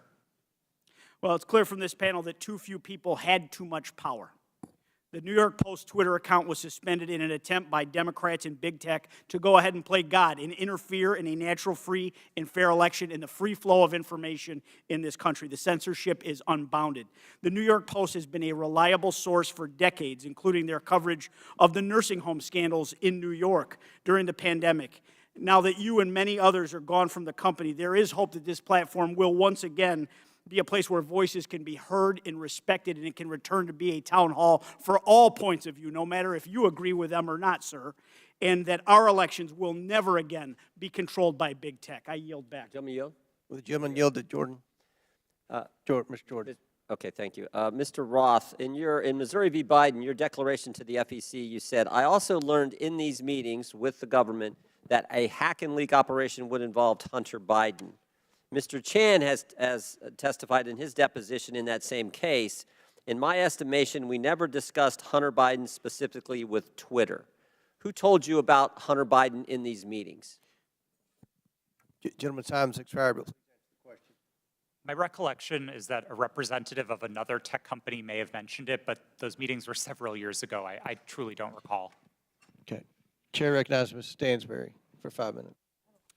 Thank you, Mr. Chairman. And I want to just start this afternoon by thanking our panelists who have been sitting here all afternoon, and many of the members of the public who are with us. I see a lot of tired faces out there, and I want to thank you all for spending your day with us.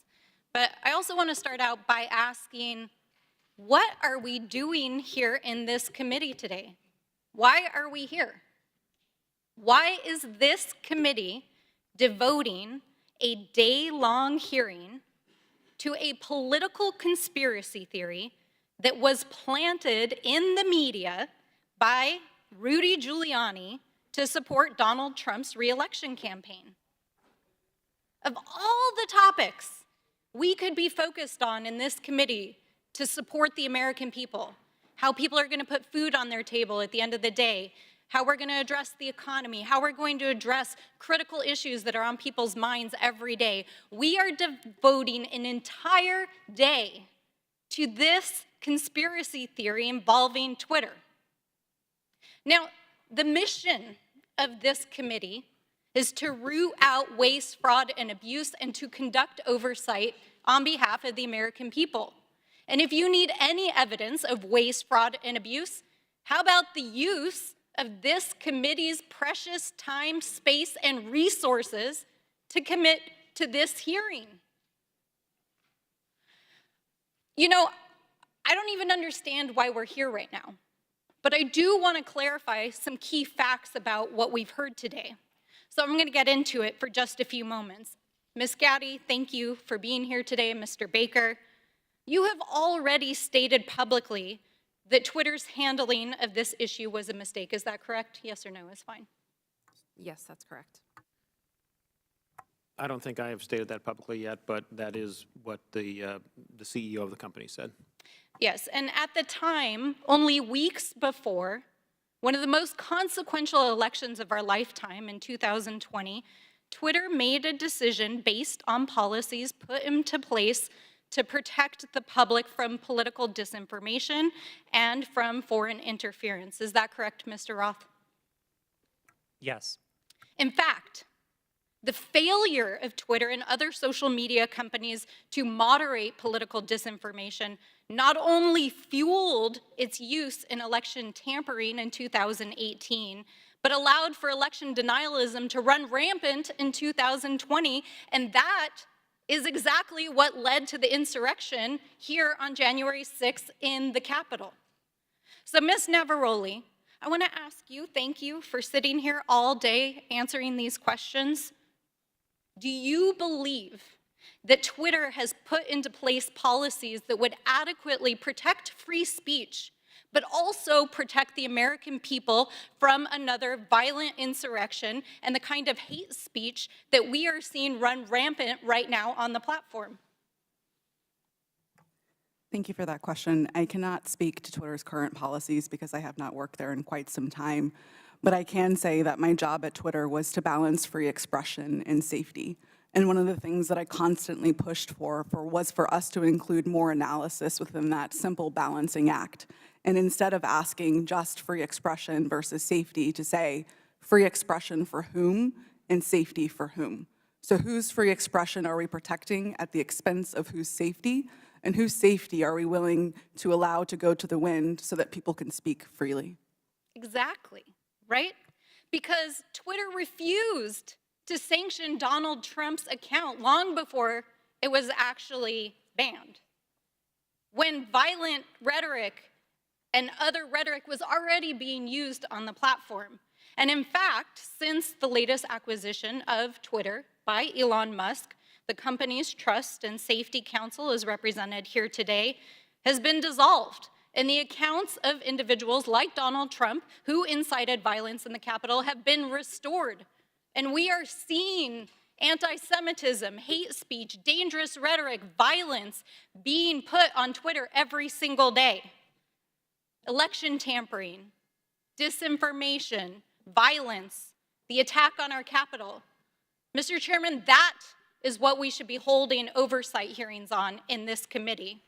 I have traveled to every corner of my district, and New Mexicans are depending on us to defend our democracy and to ensure that we are holding not only those who are committing waste, fraud, and abuse accountable, but ourselves. So let's not waste the precious taxpayers' time and dollars holding hearings about Four Seasons landscaping style conspiracy theories and actually get to work for the American people. Would the gentlelady yield to a question? Mr. Chairman, I yield back. All right, Chair recognizes Ms. Boebert for 5 minutes. Thank you, Mr. Chairman. Mr. Matt Taibbi, a respected reporter who published much of the Twitter files, said, quote, Twitter's contact with FBI was constant and pervasive, as if it were a subsidiary. Now, I want to better understand why he would suggest that. Mr. Roth, while at Twitter, how many meetings did you have with the FBI? I couldn't say for sure, but I would More say than 10? That's a More than reasonable 20? estimate. I couldn't say for sure. More than 50? That seems a bit high. Many meetings with the FBI. Well, we know how many FBI agents worked at Twitter while you were there? I don't believe any active FBI Former agents. FBI agents. How many worked there while you were there? I'm aware of perhaps 2. Well, we know of at least 9 because they started the BU group chat, BU for Bureau. Now, Mr. Roth, did the FBI ever ask you to share information like users' communication data without going through proper legal channels? No, they did not, and I would have refused if they had. That's correct. I see that you denied Agent Chan's request for access to Twitter's data feed. What's sick isn't that you would deny it, it's that the FBI would even ask you for the private data of American citizens without going through legal channels of the law. Now, I want to remind you, Mr. Roth, that you are under oath. Did the FBI ever ask you to do anything that was illegal or questionably legal? I'm not a lawyer, but certainly not to the best of my recollection or knowledge. Now, from the hearing that I've been a part of today, it's almost impossible to tell where the FBI ends and where Twitter begins. We have Mr. Baker here, a former FBI agent, and there seems to be a revolving door between the FBI and Twitter itself. Even Mr. Baker said that there was no collusion with the federal government and Twitter. But Mr. Baker, that's you. You are the collusion between the federal government and the FBI. And now this is such a problem because we're seeing censorship all over. Mr. Roth, Ms. Gaddy, did either of you approve the shadow banning of my account at Lauren Boebert? Yes or no? No, I did not. Not to the best of my recollection. Well, let me refresh your memory, because on March 12th, 2021, and Mr. Roth, I know you looked at it because Fascist Twitter 1.0 had a public interest exceptions policy, which means for members of Congress to be shadow banned, it had to go before you, Mr. Roth. So I'll ask again, did you shadow ban my account, yes or no? Again, not to the best of my recollection. So the answer is, Mr. Roth, yes, you did. I found out last night from Twitter staff that you suppressed my account for this tweet. It's a freaking joke about Hillary Clinton being angry that she couldn't rig her election. It's a joke, but in response, being the sinister overlords that you all are, you placed a 90-day account filter so I could not be found. And now we see here that Twitter staff said the visibility filter on my account excluded me from top searches, prevented notifications for non-followers, and much more. This is considered an aggressive visibility filter. You silenced members of Congress from communicating with their constituents. You silenced me from communicating with the American people over a freaking joke. Now, who the hell do you think that you are? Election interference? Yeah, I would say that that was taking place because of you four sitting here. The Hunter Biden laptop story was suppressed. A sitting member of Congress was suppressed.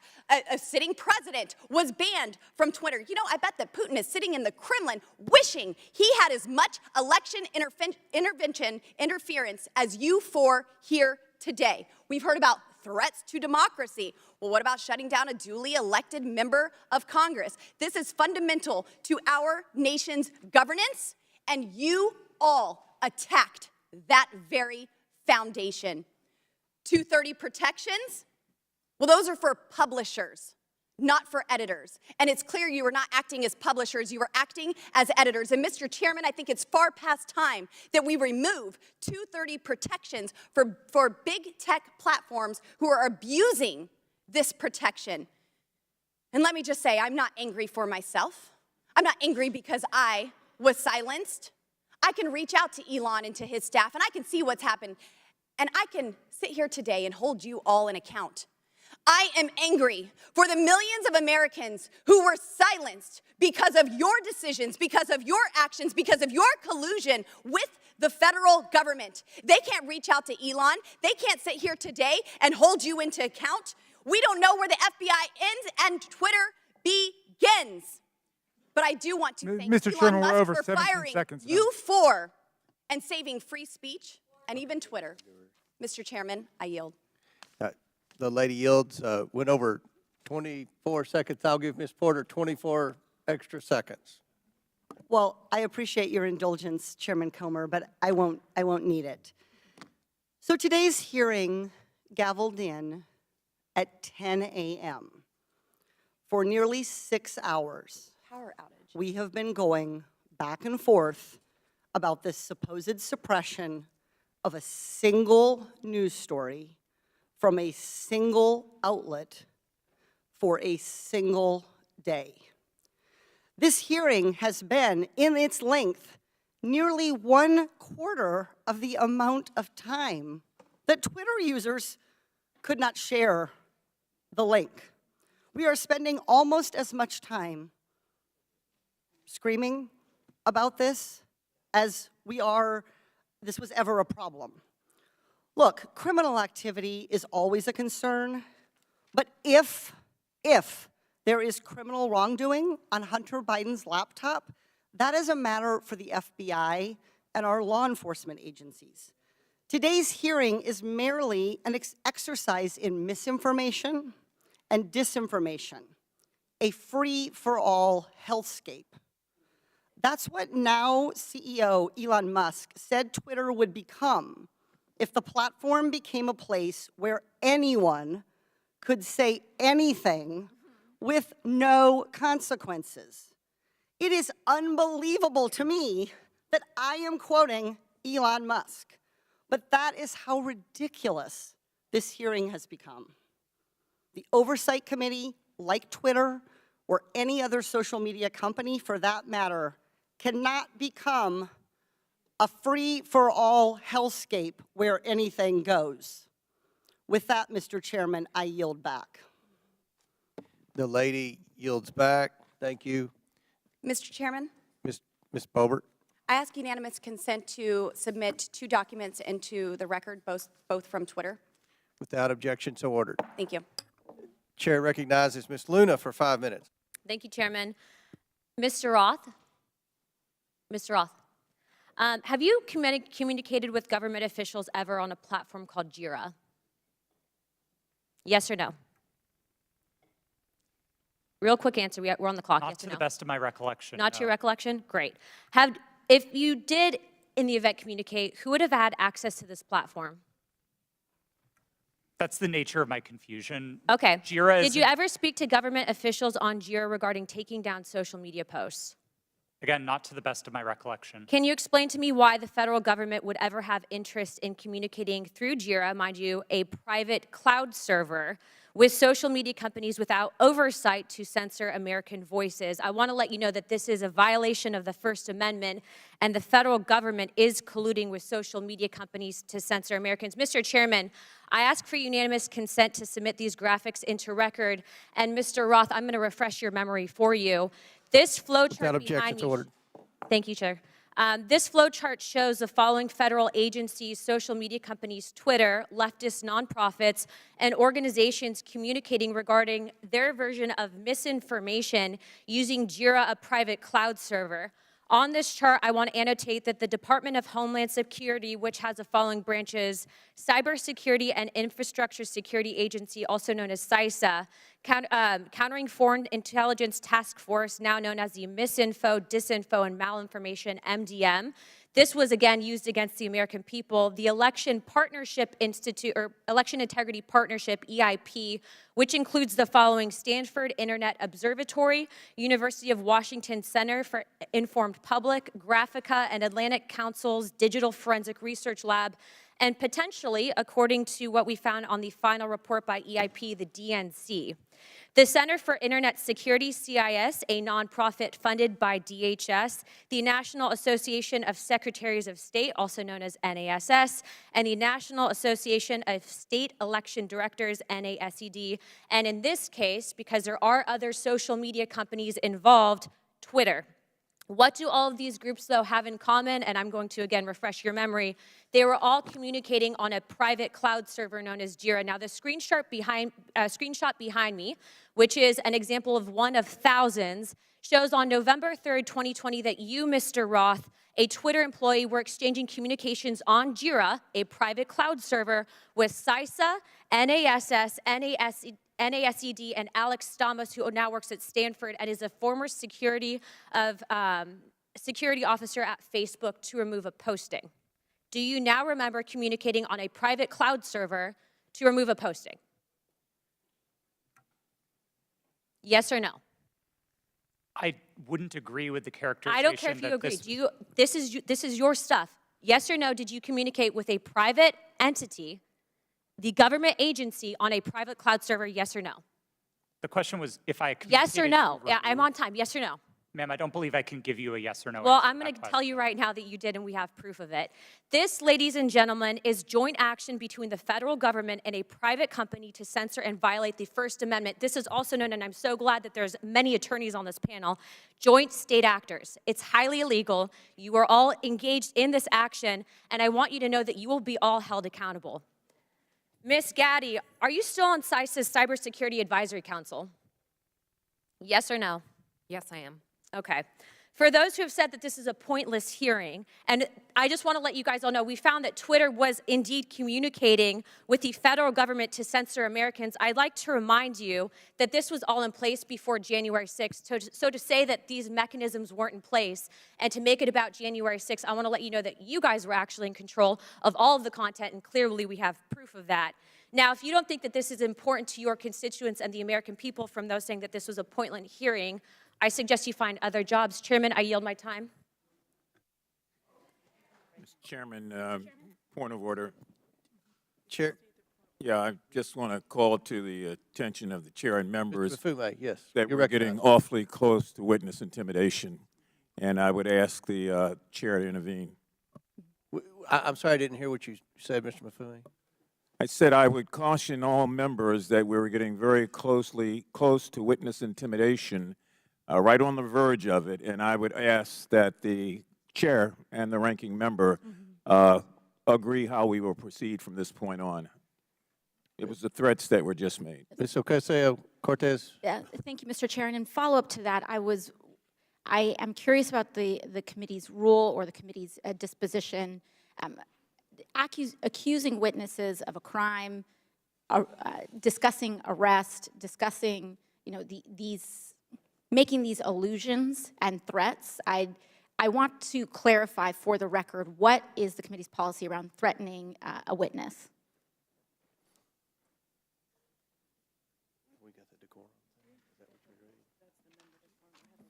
We have the member decorum. Do we have a witness? And around the rules of decorum, can we agree that threatening a witness comes close to broaching general decorum? It does broach general decorum of the committee? With all due respect, Ms. Ocasio-Cortez, we don't agree that there was any witness threatening. In threatening, when we discuss arrest, when we discuss a potential arrest of a witness and alluding to a witness or suggestion of a witness committing a crime without evidence and without documents being supported to the record. Can you be more specific? When we talk about arresting a witness, or when we talk about a witness, insinuating that a witness is lying without documentation, I fear that this constitutes threatening a witness, and that will broach the rules of decorum of this committee. And I'd like to ask that we request witnesses be treated with respect. Thank you. Appreciate that, and I will remind everyone of the member decorum and witness decorum to treat everyone with respect. I thank you, Ms. Ocasio-Cortez. Do you have anything to add? No, thank you. I agree with you, Mr. Chairman. I have a separate point of order I just wanted to raise, which is it seems as if several members now seem to have access to some information from Twitter that people on our side don't have, and I would just hope that anybody who's communicated directly with Twitter or received any information relating to the witnesses who has that, who plans to use it, distribute it to the committee in advance. That's okay. I think that most of the evidence is coming from. I think a lot of the quotes and emails are on the laptop. Well, I think that at least one member indicated The Twitter files that Elon Musk has. Well, one member had indicated that she had received information directly from Twitter. Okay. Chair recognizes Mr. Edwards for 5 minutes.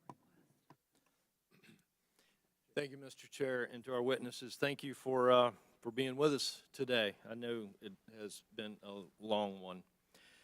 Just so that we're clear and to stage my next line of questioning, in December 2019, we've established that the FBI subpoenaed Hunter Biden's laptop from a computer store owner.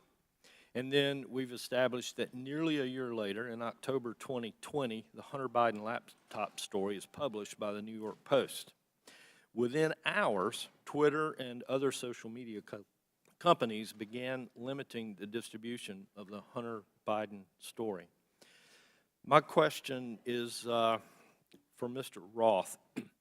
In September 2020, a few weeks before the New York Post published the first story on the Hunter Biden trading on his name, you participated in an exercise hosted by the Aspen Institute with other media outlets, social media companies, and national security reporters. Isn't that correct?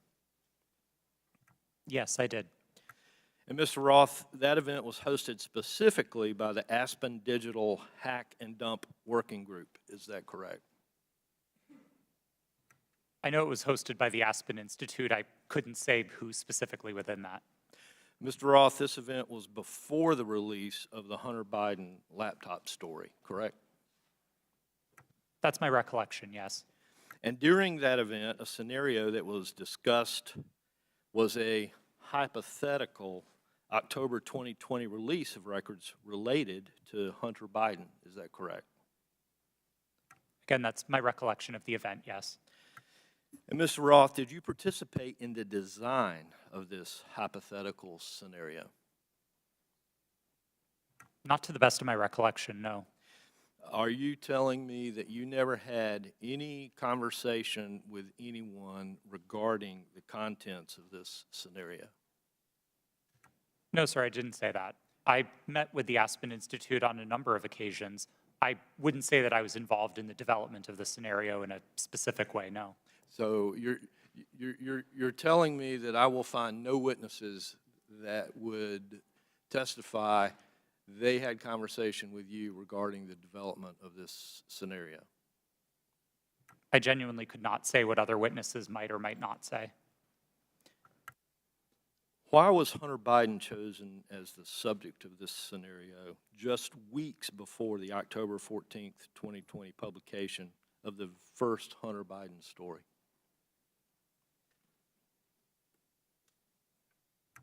I don't know. But you participated in the conversation. I was invited to and joined an event hosted by the Aspen Institute, yes.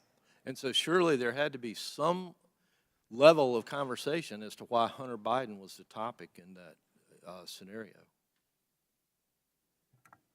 Not that I can specifically recall.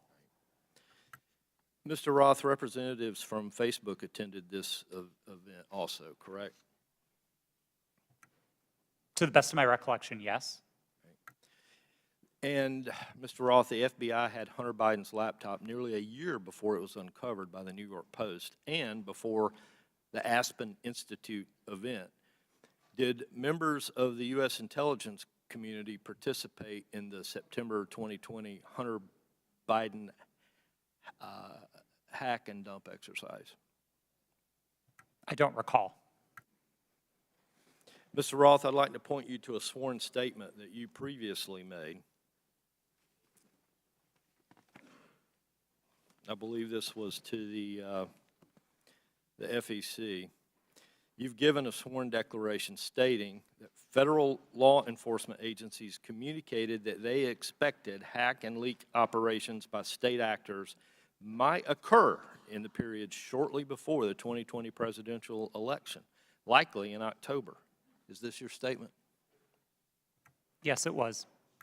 And Mr. Roth, you said since 2018 you had been meeting with the Office of the Director of National Intelligence, the Department of Homeland Security, the FBI, and industry peers regarding election security, correct? Yes, sir.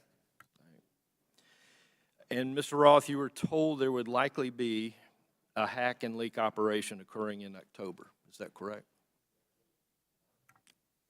I believe the FBI has objected to the word likely or expected, but we certainly discussed that possibility with them. All right. Thank you. Mr. Chair, I yield back. Gentleman yields back. Chair recognizes Ms. Bush for 5 minutes. St. Louis and I are here today to talk about the crisis posed by the power of private companies that operate social media platforms. Republicans are holding this hearing because of their ridiculous, politically motivated obsession with Hunter Biden. This is a distraction from their inability, again, to govern, and it hides the shared concerns raised by Republicans and Democrats alike about the vast power, impunity, and lack of accountability of social media platforms. There are so many examples of these companies responding inadequately or inappropriately in crisis that we have come to understand misconduct as the norm for social media giants and not an aberration. Social media played a key role in fanning the flames of violence on January 6th, on that attack on our U.S. Capitol. The impact has spread all over the world. Last fall, after Reuters reported that disinformation about Chile's proposed constitutional referendum was traveling 3 times faster on social media platforms than facts, several members of this committee wrote to Meta, Twitter, and TikTok, demanding further action to reduce the dissemination, reduce the lies, reduce the hate. They did nothing. Ms. Gaddy, You were at Twitter on January 6th and asked repeatedly for a retrospective meeting to discuss what happened in the lead up to that day. Management told you, quote, it wasn't a priority for the company. Why was it not a priority for Twitter to learn lessons from January 6th? I don't believe you're referring to me. Apologies. I'm the chief legal officer. I did not make that statement. So who do you want me to? Okay, Ms. Navaroli. Would you mind repeating the question? Sure. On January 6th, you were at Twitter and asked repeatedly for a retrospective meeting to discuss what happened in the lead up to that day. Management told you, quote, it wasn't a priority for that company. Why was it not a priority for Twitter to learn the lessons from January 6th? I can't speak to leadership's motivations or why it would not have been a priority for them. What I can say is myself and individual members of my team repeatedly asked that we do a retrospective to understand not just what happened on January 6th, but leading into January 8th and the permanent suspension of the president. What can you say is Twitter's top priority? I can't speak to Twitter's top priority at this moment. I can say that, again, my team's responsibility was to balance free expression and safety and to ensure the safety and lack of harm for people on the ground. Thank you. Twitter's top priority seems to be to maximize its profit. The people on this panel were among the top experts moderating content for equity and safety at Twitter, and your concerns were consistently steamrolled by executives pursuing profit. We know this situation must change, but I would argue that the structure of these corporations ensures this malpractice will continue. These social media companies have shown themselves unfit to maintain a digital public square with almost universal usage and vast power. Their purpose is not to facilitate healthy, fact-based discourse. It is to aggressively pursue profit for their billionaire executives and shareholders. Even when they make a good decision about removing a post or a user, it is only to make a profit. This existential problem will not be solved by asking these for-profit corporations to tweak their approach around the edges. We need to re-envision what the internet can be. Digital platforms, including social media, are here to stay, but we need to make sure that they operate for the public good and not the private interests. We need to invest in better alternatives to big tech, and we need to establish public ownership and control to ensure these platforms serve everyone fairly. Thank you, and I yield back. Chair recognizes Mr. Perry for 5 minutes. Thank the chairman. I thank the witnesses. It's been a long day. Mr. Roth, going back to your statement Mr. Edwards talked about, I want to just kind of revisit that a little bit, where it was communicated to you, at least per your statement, by the FBI that there was expected hack and dump or hack and leak operations, and that they would occur before the election, and that these, at the bottom here, the meetings that were rumored, in those meetings were rumored that the hack and leak operation would involve Hunter Biden. Subsequent to that, well, first of all, who told you that? Was that, did you get that? Can you tell us where you got that information, if you know? The subject of a possible hack and leak was raised by a number of representatives of the FBI. Was one of them Mr. Chan? Elvis Chan? Yes, Mr. Chan was a part of it. So are you familiar with the fact that in his testimony in November of 2022 that he says we did not see any similar competing intrusions to what happened in 2016? And of course, you have been talking to intelligence agencies and law enforcement agencies for some time, and they were referring to the 2016 hack and dump operation. Are you familiar that he said that subsequent to you saying this? That they didn't have any evidence? I was not aware of Okay, Mr. that's Chan's fair. deposition. That's fair. No. Did they ever give you any evidence of the hack and dump operation that happened in 2016? And what I think I'm referring to is the allegation that the Clinton campaign, the DNC server was hacked and that information was spread about through WikiLeaks or other information channels. Did they ever give you any evidence of that occurrence during these discussions? That information was made public by the intelligence community in the Mueller report and by the Senate Intelligence. Yeah, evidence. Did they ever give you evidence? Because as far as we know, CrowdStrike looked at the servers. Did the FBI ever look at the servers from the DNC, to your knowledge? I think that would be a question better directed at the Fair FBI. enough, but the point is you never saw any evidence, right? You're just taking it on, and I'm not blaming you, because a lot of people want to believe the FBI. I've always wanted to believe the FBI. The question is, did they ever give you any evidence to believe that? Because they're making the case. They're making the case that there's a hack and leak operation coming, and it's going to be about Hunter Biden right before the election. Did they ever give you any evidence? It didn't come up. There was Okay, yeah, I didn't figure it did. And then you all set up a secret channel between Twitter and the FBI. Who did that from the FBI? Was that Roth? Or you're Roth. Was that Elvis? I'm sorry. Mr. Chan was a part of that work, yes. Yes, he was part of that. And so you set up, and you actually set up a war room as well, right? I believe the FBI operated a war Okay, room. fair enough. I didn't And you join it. participated in that? No, sir, I did not. You did not. Did Twitter participate in it? I believe Twitter may have sent a representative. Okay, fair enough. And then you did this table talk exercise about Hunter Biden and about a leak about Hunter Biden that would come out right before the election, essentially 10 days, and that happened in September, right before the election. And you participated in that, right? Yes, I did. Who facilitated that exercise? I know the Aspen Institute, but who facilitated the exercise proper?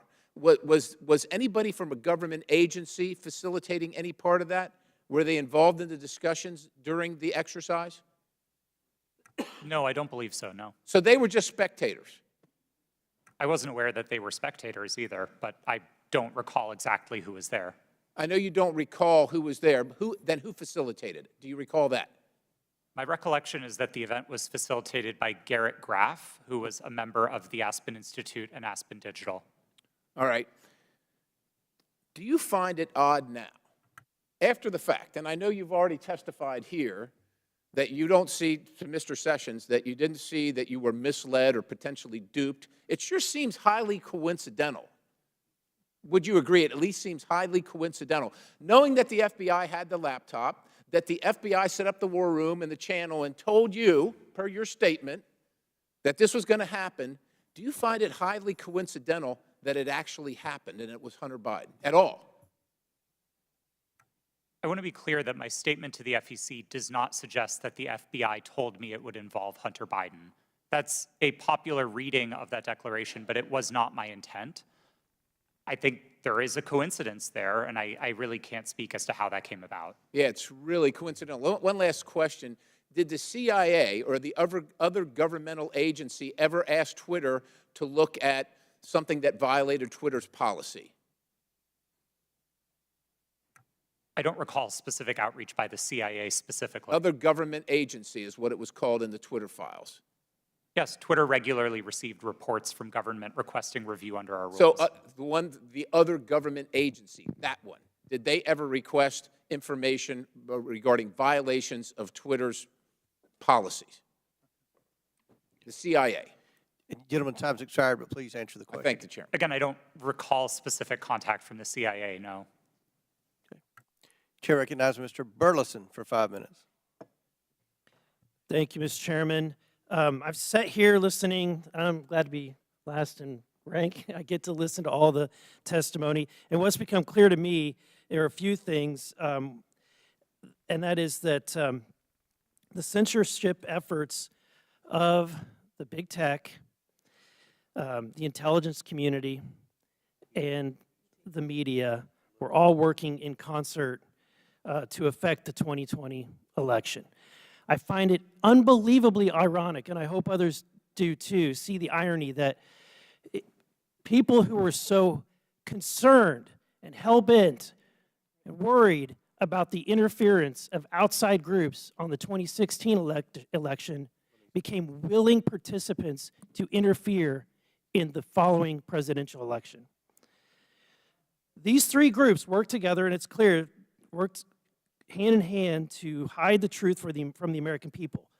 The fact that the FBI had the Hunter Biden laptop, heck, it was in their possession for a year before the election, is appalling. But that didn't stop them from spreading a lie and a bogus claim about it being Russian interference again. And you know, it's clear to me why they reached out to you, because they knew you would buy the lie. They knew that an organization with 99% of its employees donating to Democratic candidates and efforts would absolutely not look at any information with a jaundiced eye. You would take it as the gospel truth. And so they knew that, because it was clear from your tweets before that you have an opinion about the president, you have an opinion about the Republican Party. And so when all of that leading up to the October 14, 2020, when the New York Post published its story, everything was already in place. So, Mr. Roth, my question to you is, when 51 intelligence officials told us that the Hunter Biden laptop was Russian disinformation, the Democrats, the mainstream media, the president, all repeated this lie. Now that you know what you know years later, do you still believe that the Hunter Biden laptop is not real? Or do you believe it's real? Sir, I never held that belief. Do you believe that the story is Russian disinformation? No, sir. I didn't then, and I don't now. Okay. I have a question for Mr. Baker.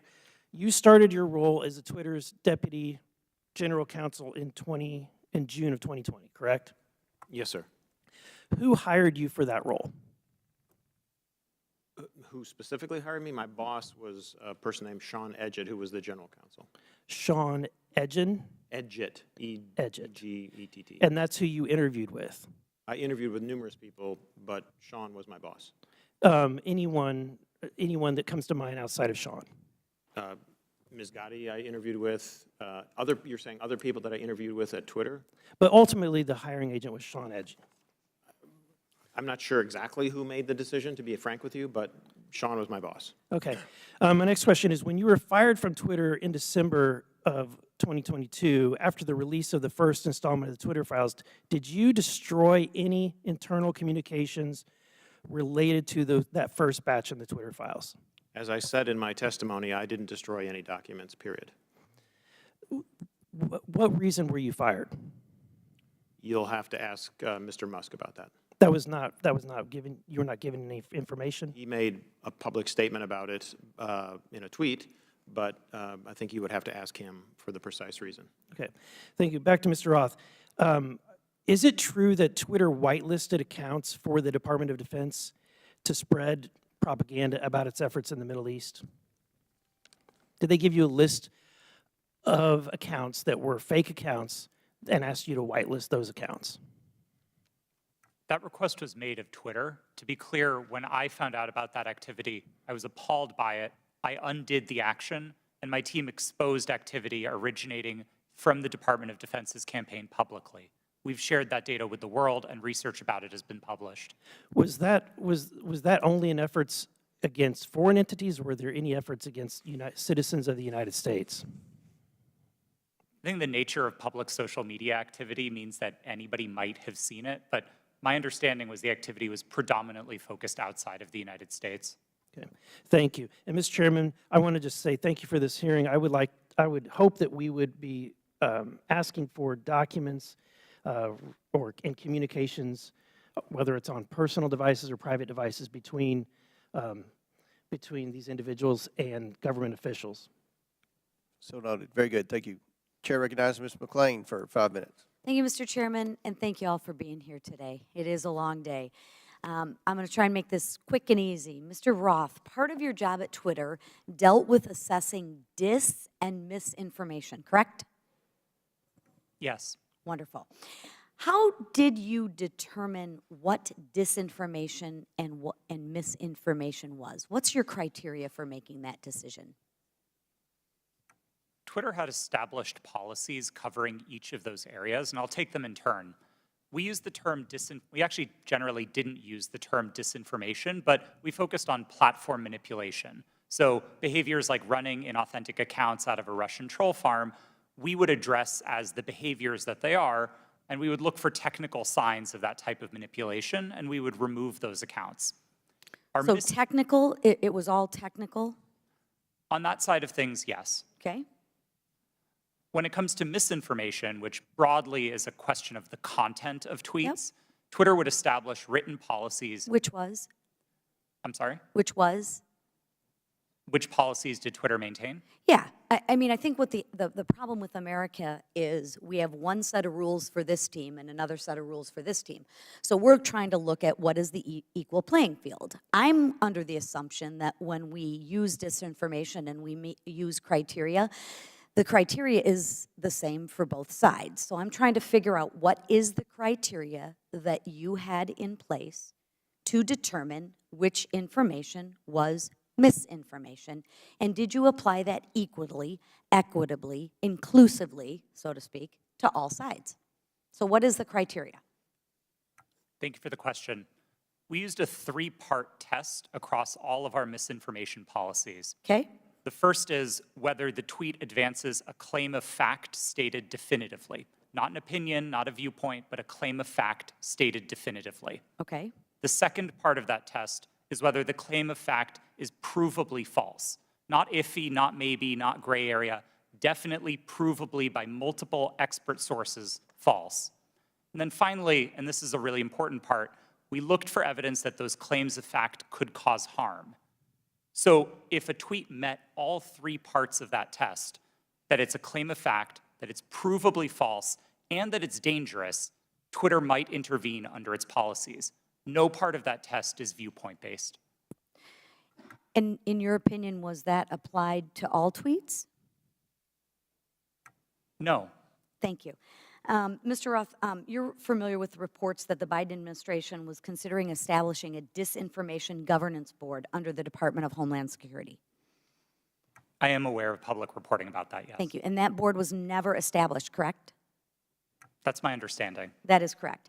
It seems to me that the federal government had far more powerful disinformation governance board in its relationship with Twitter.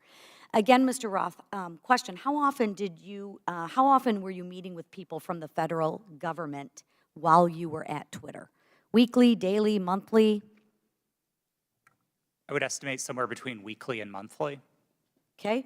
And were you aware that Mr. Baker was also taking these meetings with the federal government as well? I was not aware of Mr. Baker's calendar, no. So you had no idea that he was meeting, there was no you just worked in silos? I mean, Mr. Baker and I were in some of the same meetings together, but no, I did not know the ins and outs of what he was doing. Okay. What did you understand Mr. Baker's role to be at Twitter besides offering general legal advice?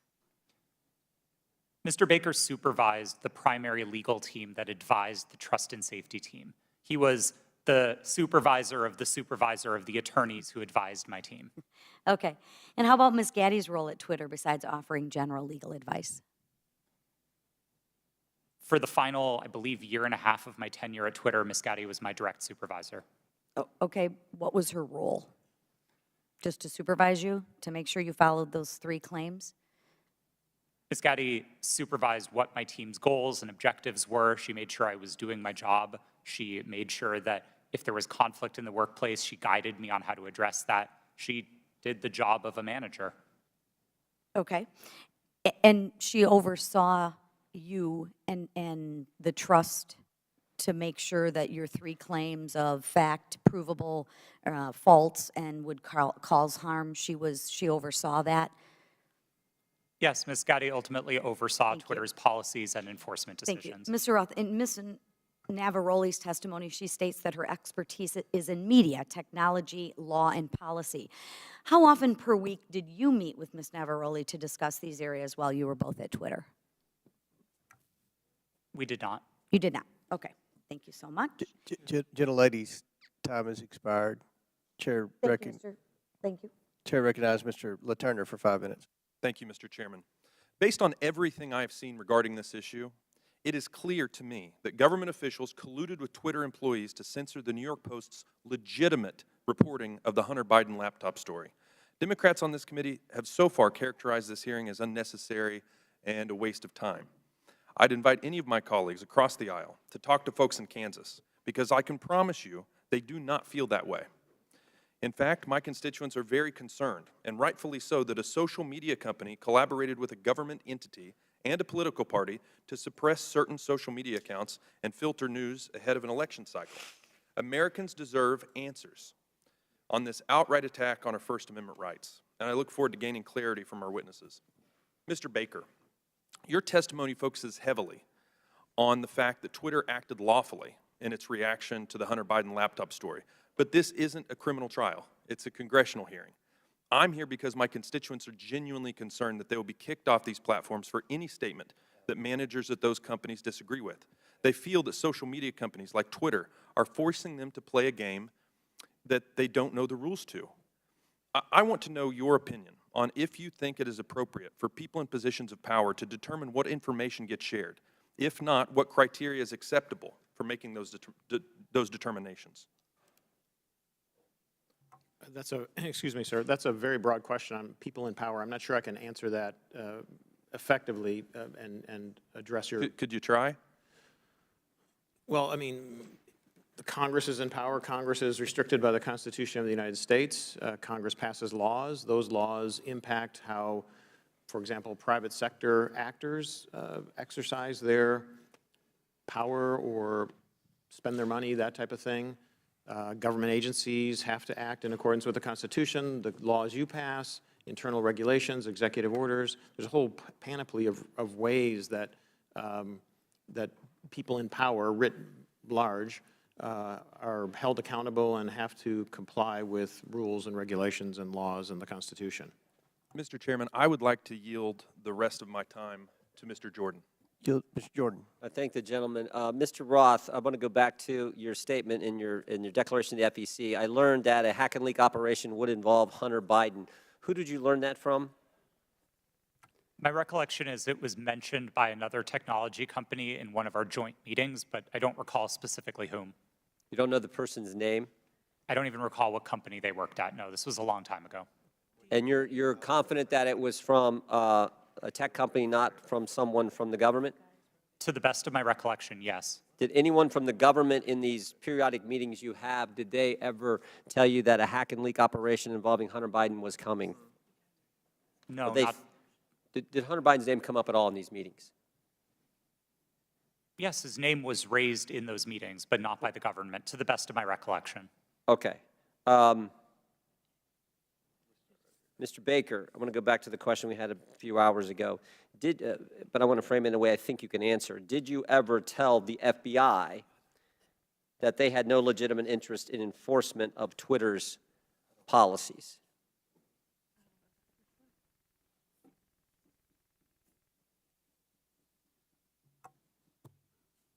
I don't think I understand. I think I understand the question. I don't recall ever having such a conversation with the FBI. Okay, did you think there was a problem with the FBI sending you a list of names and accounts and saying, hey, these violate your policies? Did you see that as as some kind of potential concern? I was always concerned that the FBI adhered to the Constitution and laws of the United States, period. And you didn't think that crossed the line? Well, what crossed the line, sir? What I just asked you, that the idea that they're sending you a list of accounts that they want, they say these violate your terms of service. Again, I'm making sure that I can answer the question.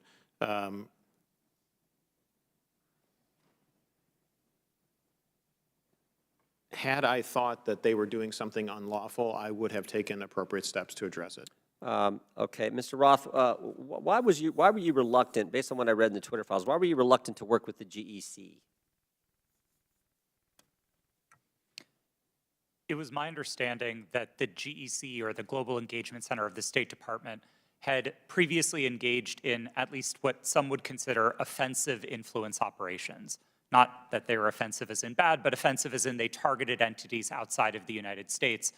And on that basis, I felt that it would be inappropriate for Twitter to engage with a part of the State Department that was engaged in active statecraft. We were dedicated to rooting out malign foreign interference, no matter who it came from. And if we found that the American government was engaged in malign foreign interference, we'd be addressing that as well. Gentlemen, time's expired. In closing, I want to again thank our panelists for being here. I know it's been a long day. We apologize for the electricity going out. That's never happened in my 6 years in Congress. But before we close, the ranking member and I are going to have very brief closing statements. I yield to the ranking member. Well, thank you kindly, Mr. Chairman. Thank you to the witnesses for your endurance and patience today. I hope you don't feel as bad about the day as you seem to look right now, but it's going to be over soon. I want to start with a simple point that I hope will be sympathetic to you, and I began the long day with this. It's even more important now that we have members who are actually threatening witnesses with arrest and prosecution for clearly imaginary offenses, or at least offenses that might make sense in their minds, but I don't quite know what they would be. But Twitter is a private First Amendment protected media entity, and you make your own decisions like Fox News makes its decisions. And I might get kicked off of Fox News, or they might not cover me, or Wall Street Journal, or MSNBC. I've got no constitutional right to go there. So I think there's just a fundamental legal fallacy and logical fallacy that pervades most of the questioning today.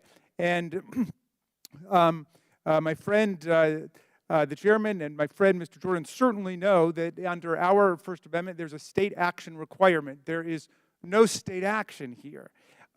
Now, there's an attempt to perhaps jerry-rig some state action by claiming, well, it was really the FBI that committed whatever offense was there. But what do we have in terms of what we found today? Well, today's witnesses, each and every one, testified that no U.S. government official directed any of them to censor, remove, or take down the New York Post story. That was their mistake. 2, today's witnesses all testified that the Biden campaign did not direct Twitter to take action against the New York Post story.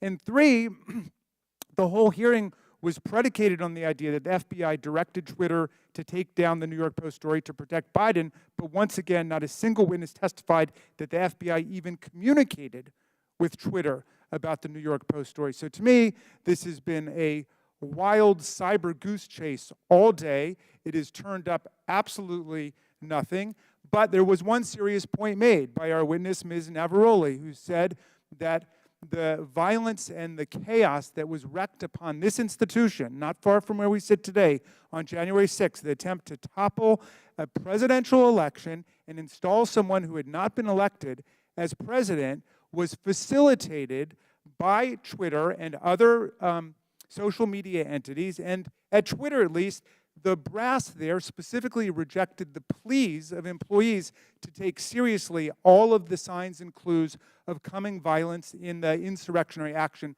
that took place. That's a serious problem that we're going to have to deal with at some point at a serious hearing, Mr. Chairman. I yield back to you. Gentleman yields back. I will conclude by reminding my friend, the ranking member, that you've gone through quite the transition at the beginning of the hearing. You, as well as many of your colleagues, said this was a conspiracy theory. After listening to the witnesses, now you say it's a simple mistake they made in suppressing the laptop story. Twitter is a private company, but they enjoy special liability protection, Section 230.